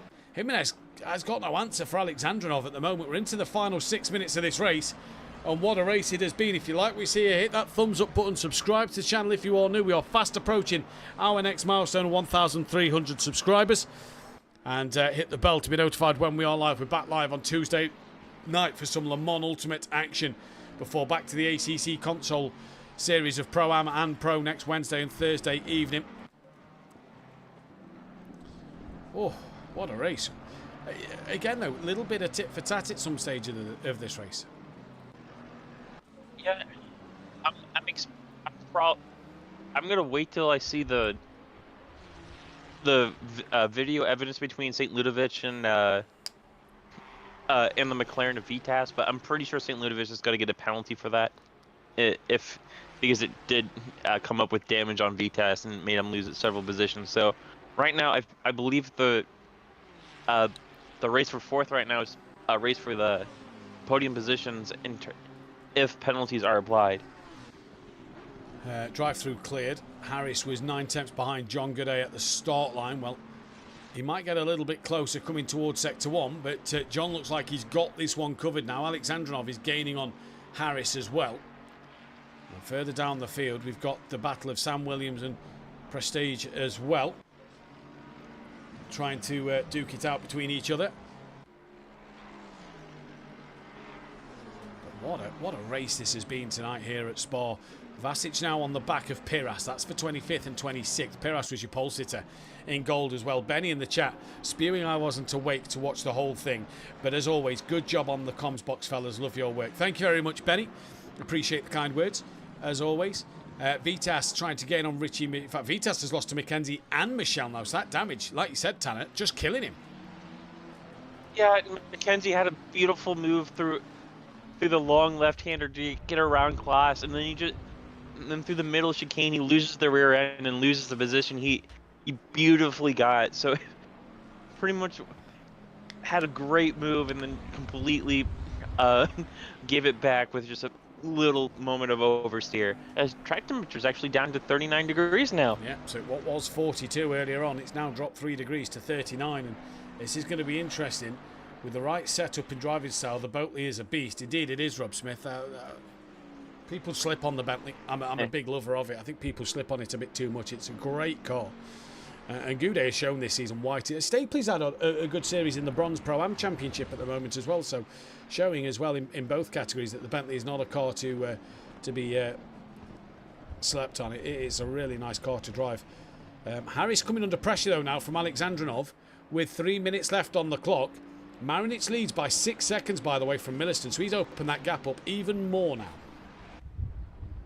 Yeah, as soon as he got ahead of St. Ludovic for the lead, I think it's just been, he's been able just to run his pace and have clean air. And when you can get the BMW set up so right, it's just on rails. There's nothing I don't think there's any car, if each car is set up perfectly, no car that can beat the BMW. Well, let's see what's happening towards the end of this race. Like you say, the BMW is a solid all-round car. Harris stays within that 9/10 of Goudet through Sector 1, and it's still 9/10 through through the start line, and then 9/10 still at Sector 1. But yeah, this is going to be interesting to see. 2 minutes left. Where's the race leader? So he's about to start the last lap of the race, actually, because Marinic is coming through Blanchimont now. And Harris, the fight we're watching, closest fight on the track at the moment, is this is for P10 and 11 between these two. As Benny Varga still in the pits, but he's got overheating wheel issues. I'm not surprised with the weather around Europe at the moment. So Benny Varga's not normally one to retire from the race. So yeah, that'll be 28th place for Benny. What a race this is turning out to be. Mike's within 9/10 of Maiger now. We've got Prestige on the back of Sam Williams as well. Just going to keep our eyes on this Michael Harris fight. Class within 3/10 of Dan Davis, actually. So, yeah, Class still trying to get on the back of Dan with 1 to go. Yeah, and they're both within the 5 seconds of St. Ludovic as well. Yeah. So, if St. Ludovic does have a penalty, as Davis goes deep into the bus stop chicane, has to cut the second part of it. Does he stay ahead? I don't think he should. But he does. But Klaas does have a run going down into the hairpin here. And does he look for a move? No, Davis covers it off, and you don't want to go on the marbles on the inside. So Klaas has to look on the outside, looks for the switchback. Davis parks on the apex, make sure he doesn't get past. Now they're running nose to tail, going up a Rouge, or coming up to a Rouge and Radion. Yeah, so Klaas now looking to try and make that move with the momentum over the top of Radion. There you go. Both look like they took a bit of track limits there. If they've got a warning or two to play with, then maybe they're just trying to exploit that. Dan Davis already on the defensive line. Klaas trying to sneak through. Nearly into the back of Dan Davis he was there. To the outside line comes Klaas now then. Davis on that inside. for the first port of the com. Class going to try and hold it around the outside. Just drives into the rear of Dan a little bit there. Class off the road and yields back the position to Davis, does he? They stay side by side. Nearly Davis running Class out of room. And Class looks like he's going to go round the outside at the hairpin. No, he's not, because Davis comes back at him under braking. And, well, Davis trying to fight this one back. They approach towards No Name now. Bit more contact between the two of them. Dan looking for the up and under. He taps the rear of Class. They both go a little wide. Look out for Mackenzie. Here he comes. Class defends from Mackenzie. Opens the door for Dan at the outside of Puon. Dan, you're going to have to keep watching this fight. We're going to have to cut to the race lead in a minute. Dan looks for the up and under on Class. Can't do so there. But we go now to Marinich, who is going to be your platinum race winner. And a great race win for him indeed. Milliston is going to come home for second place in a good race for him. He'll take that one every day. St. Ludovic, P3 in a fastest lap. Let's go back to Dan, who's lost out to Mackenzie. And Class has been able to gap him a little bit, Tanner. Yeah, I'm pretty sure Class has enough room between him and the Nissan to not worry about a dive bomb here into the bus stop chicane, but it's all depending on if he gets a good run through here, through this left-hander coming up. He literally just needs to have a okay run through here, and it looks like he has a clean run, so he doesn't need to worry about any type of move. But does Dan Davis look for a move here in the bus stop chicane? We all know that Lambo is a mighty beast in the brakes, but it doesn't look like he's going to be close enough to make a move. So it's going to be Class, Mackenzie, and Davis, P4, 5, and 6. Yeah, good little battle at the very end there. Richie Michel's going to come across for P7 in this one. Vitas is going to come across for P8. What a shame for him in this race. John Goudet, though, P9 and race winner in the Gold Series once again. Michael Harris will take 10th from Alexandrinov. Jimenez will be on the podium in gold. He takes P2 and 12 overall. McGowan 13th. Matt Wright once again on the podium as well in this one. So a great drive from Matt Wright also. And that is fantastic stuff from him in this race. With Pletzek just finishing down the order as well. There, and we'll try and get some of the other finishes. Here comes Maiger with Mike Matthews. Sam Williams has lost out to Prestige actually, so Sam Williams comes through now, and then Prestige, then Sam Williams, Overtaker and Hibbs. We're just waiting on finishing. But Tanner, what an absolutely awesome race that was. Yeah, we saw a bunch of drivers have the same mentality as last week at Valencia, of just going for any and every, not every move, but any move that they can think they can stick, they try to do it, which is a double-edged sword. If it works out, you're a hero, but if it doesn't work out, you're only hurting yourself and the person you're trying to overtake, and that's just how you make enemies. So it's what, the third week of the season, so I'm expecting it to start to calm down the further we go into the season, and I'm hoping it calms down, because bunch of these drivers can race each other really well. It's just I just don't like seeing incident or I know exactly moves turn into tears in this one. If you had to though give a driver of the day to somebody, who would it be? Gold. I have to go Goody. He didn't qualify well, but again in the race the Bentley was still like pretty much king in race pace in terms of the gold field. And then for a platinum, I have to give it to Marinik. Started P3 and luckily I predicted him, so of course he won. Started P3, had a rough few first laps, but then as soon as he got into the groove, he was bar fun, probably the fastest car in terms of race pace. I'm actually going to go a different way for the gold. I'm going to go Matt Wright. I think I think we're getting to a point where John is always going to be fighting for the gold race win. As good a drive as he's had tonight, I'm not taking anything away from John. I'm going to give Matt Wright the shout out tonight. I think he drove really well, qualified a little further down than Goudet as well, so done really well to fight through. And was in the middle of some bits of carnage with the likes of Alexandrinov and Sokolov just having moments and being caught up in incidents. He's managed to get away from them and not be caught up in them. So I'm going to go for Matt Wright. But yeah, I think you've got to look at Marinich tonight. Was third place and didn't really have the pace of Milliston or of that of Ludovic early doors. And managed to come away with a race win by a comfortable margin. So yeah, I think Marinich in that one. For and another platinum driver is probably a good shout is Mackenzie in the Nissan. Yeah, honourable mention to him.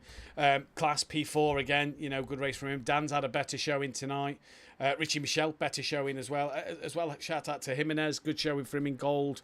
Cardno, Maiga, good showing in gold as well. So, good shouts to them, as well as St. Ludovic and Milliston, obviously, for their results. And, of course, Goudet for winning in the gold category. I'm currently just updating the points on the spreadsheet at the moment, hence why we have not gone to the interviews. But what I will do is I will put us back onto the live camera screen before the server gets reset. So there we go. Welcome back to the commentary box. I'm just currently trying to input the race results. I tell you, a driver who I don't think he's going to be shocked at his performance tonight. I'm not, because of the car, not him, but because of the car. Hibbs had a very disappointing night tonight, Tanner. Yeah. It could. I think it was just down to the tires wearing out at the worst possible time for him. When he had clean air, the tires were perfect. But then as soon as he had to start battling for positions, it was just the tires weren't there, and just that when the tires aren't there and people around you have better tires or just have a cleaner car, it's hard to even think about fighting for position or looking for a decent result, especially around Spa where tires are king. Yeah, and I just think the Honda's just not a great car here as well. So I think for him it was just more damage limitation over anything tonight. He come away with a 22nd, but he's got work to do heading into Silverstone next week. So I'm just putting in the last bit of points now, and I've done just that. So that is done. And who is in the commentary box with us? We've only got. Doesn't pass you there and gain the position. No. I joined the wrong comms box there. I pressed into the other chat. Right, we've got Marinich, who won the race. We'll speak to him in a moment. Class was third in platinum, so we'll speak to him in a moment. We'll get P3 in the gold category done first. Matt, solid night, solid performance, good result, really. Yeah, definitely. Quali didn't go my way. Very, very poor. I changed a couple of things on the setup stupidly because I was sort of looking at my pace out there, and I thought I needed to find something. And in practice, I'd been a lot faster. And then, stupidly, you go looking for the answers, change the setup, and it just had nothing in the card, no speed from it. So quality was very poor. Which in this car was always going to make it tough if I was towards the back, because when you've got the grunt of some of those other things, the Mustang, that Bentley, the Lexus, the Nissan, I mean, it's hard to keep up with those down that long straight. It was an early pit stop, really, that led to you then. I don't know if that was a change of strategy for you, but an early pit stop brought you in out of the traffic, gave you some clean air to just try and get some momentum in that middle stint. Yes, yeah. I knew, like I said, that I had better pace than what showed in quali. So I thought if I get in the pits early, try and get a bit of clear air, and I can really put my foot down and try and go with it. And I was sticking to the back of Mackenzie and Harris in that first stint. And the car felt good. I was pushing, and I was sort of. It's always difficult to know where you're going to come out when the pit stops change. So you just got to keep your head down and keep on pushing. And luckily it seemed to pay off and get me through a bit of traffic. Silverstone next week. We obviously turn our attention to the home of the British motorsport. Evening race, back-to-back 90 minutes, with that one being a 90-minute race. What can you do around Silverstone? It's going into the unknown again. Never taken the Porsche round there. Never taken the Porsche round any track apart from the 3 that we've done. So, yes, it's going to be interesting. Hopefully, it's a fairly strong track for the Porsche. One of them's got to play into my hands and be a good track for this thing. So, but I'm enjoying driving it. Definitely enjoying driving it. It's a great experience, and it's a handful, but it keeps you on your toes. And it's joy to take it around the track. Indeed. Well, Matt, P3 tonight. Congratulations, and enjoy that one. Thank you very much. And we speak to Class now as well. Class P3 in the Platinum category and P3 overall. But a difficult end to that race. Good bit of to and fro between yourself and Dan Davis. Mackenzie nearly popped up trying to get both positions from the two of you at the very end there. Yeah, the first lap was a little chaotic, I could say. Yeah, overtaker, I don't know what happened. I'm not gonna say who was at fault or not, but I got hit and I dropped all the way to last. So going up to P4 is not a bad result, I think, at all. My tires were completely destroyed after the spin, so I think, depending on choosing to pit 2 times for tires or once and gamble on it, and I choose to gamble because otherwise my race would have been completely done.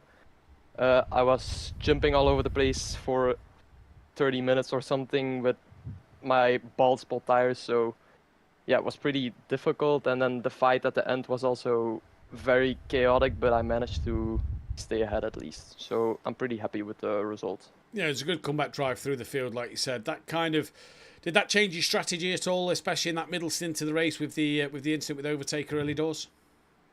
Yeah, definitely. I had no clue what I was doing, to be honest, going into the pits. So it was a little bit of luck, I could say, but also like changing myself to the situation, really. Silverstone next week. What can you do around there? Actually, I don't really know the track that well, so I'll need some practice, to be honest. I don't think it's my best track, so it will be pretty interesting, I could say. Well, congratulations on the P3 today. We'll let you go and enjoy that one. I thank you. And we can now move over to Wellington Jimenez, who was P2 in the gold category tonight. Wellington, what went wrong tonight? Because you and Goudet was having a really good fight. You just didn't have the same pace to him towards the end. Was it a difference in the strategy, or what seemed to happen? Just like what LFM did in season 15, I think the Bentley should be banned. That thing is such a joke in the line and on the tires. So as I was sliding around, Goudet was kind of in a world of his own, and here I am trying to now make spaghetti noodles on the track.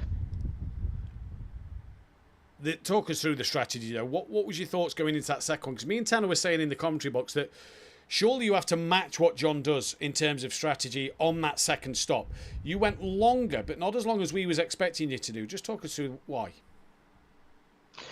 I knew that Goudet was going to get a good undercut just because the undercut is so powerful in ACC. So I wanted to go 1 or 2 laps longer and just see if I could put in some solid laps to maybe build a gap or get closer to him. And then just going into the pits, I kind of I didn't send it hard enough because I didn't want to speed. So just kind of tiptoeing, not trying to get a stop go, because a stop go would have put me way, way down, especially with this endurance pit lane. P2, though, you've got to be happy with that one overall in the Gold Championship. Obviously, the drop scores come onto the table from this week. So you've got to be pleased with P2 in the Gold Championship race so far.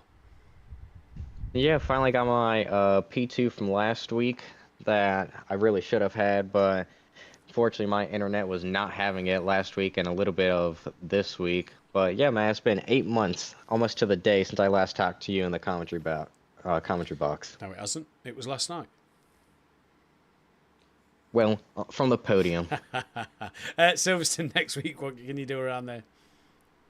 I'll be in Speedway, Indiana, yes, so you I'll are. see you in Monza. Yeah, I'll see you in Monza then, buddy.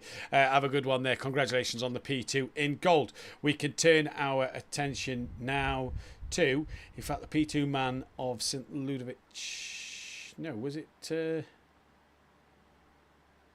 Oh, yeah, we got Class on podium. Class actually wasn't third place overall, was it? It was St. Ludovic third. And I've lost who was second now. It was Milliston second. And I do believe we've got Marinich in with us. So we'll hold off on Marinich for now because we'll do the Platinums at the end, obviously being the higher class. We'll speak then to the race winner of John Goudet in the gold category. John, another race win this season. That's 2 in both in the 90-minute races as well, actually. So it looks like it's a good format for yourself. But a tougher 90-minute race this time than the Bathurst one. You was under pressure there. Matt Wright nearly jumped you after the second pit stop. She was under pressure from Jimenez for the majority of the race with you two battling, and then mixed it with the Platinum drivers for the overall positions. Really sort of looked like it was making it a bit nervous at times for you. Yeah, really enjoyed the battle with Harris. That was probably the most sketchiest. If you go look on my stream, I was like, I really need to make this move done sooner than later, because I saw the guys catching behind, and I was like, if I don't get past him soon, these two guys that are behind me are going to catch, and it's just going to be a four-way battle. And who knows what will happen there. But yeah, car felt really good tonight. Really, really good. I always knew it was good around Spa. I said it last week. It was just trying to stay out of trouble. That's the main thing. I had a slight little contact on the last corner earlier on, spun me round a bit. So I just had to hit the reset button and just try and get my head down again and, yeah, use the pace of the Bentley. A game of strategy once again, a little bit different tonight than what you did at Bathurst. Do you think this is the way that 90 minutes is going to work for yourself and for other drivers, in that not every 90-minute race is going to be the same sort of strategy going forward? Yeah, I mean, it goes down. It's just lucky both the 90-minute races have both benefited the Bentley itself, because it's really good around Bathurst, really good around here. So, but I'm knowing, obviously, when the 90-minute races come up, I'm going to have to just do a bit of testing and see what it can actually do, and yeah, and just go from there, really. I changed my strategy completely to what I'd done at Bathurst today. And then I was just hoping for the best. Just try and pick up what I could. Silverstone in a week's time. Again, 90-minute race. Looks like it's probably going to be a lot cooler than what it has been tonight. What's your thoughts on Silverstone? I love the track. I know a lot of British people don't really like Silverstone. It's too, and I mean, I agree with it. It's because it's like F1 race on it. It's just too popular. But racing around it, I absolutely love it. If you can get Maggots and Beckett's right, it's so rewarding. And then with the straights, it's just, yeah, just trying to pick people off, like do exactly what I've done tonight. Not pile too much pressure on and just try and force a mistake, and yeah, just see what I can pick up, really. Well, but yeah. Well, congratulations on the race win, second of the season. Enjoy that one, and we'll catch you at Silverstone. Thank you. And we can speak to Marinic now. Really, a race of two halves for you. You wasn't really... I know you was on the back of Ludovic and Milliston at the first part of the race, but you didn't seem to have the outright pace to overtake them. Then come the pit stops, you managed to get the jump on the pair of them, especially at the end, and created yourself a good gap. So a race of two halves for you. Yeah, I mean, I kind of saw in the first stint, they were battling, and I kind of saw they started sliding about a little bit, and I know Ferrari and Macca just won't handle the temps as good as the BM. So I kind of kept it calm, and like I could have overtaken St. Ludovic once. I kind of let him go. I was like, okay, I know the second stint is the one for me. So yeah, just had to keep it calm in the first one, and I hope to God that the strategy would work out and I wouldn't come out in traffic. So luckily, no big issues. Yeah, no big issues for you. It looked a pretty calm race when you did have the lead of it. And it was pretty much plain sailing from there, wasn't it? Just about you not making any mistakes. Yeah, I just got into a little rhythm. I have done Spa quite a bit in the past. Not this year, it's the first time I'm driving it. Well, since we practiced over the weekend, etc. But yeah, I do like the track. I know I've got a good setup for the BM here, so yeah. We move on to Silverstone next week. Obviously, another 90-minute race. What can you do around there?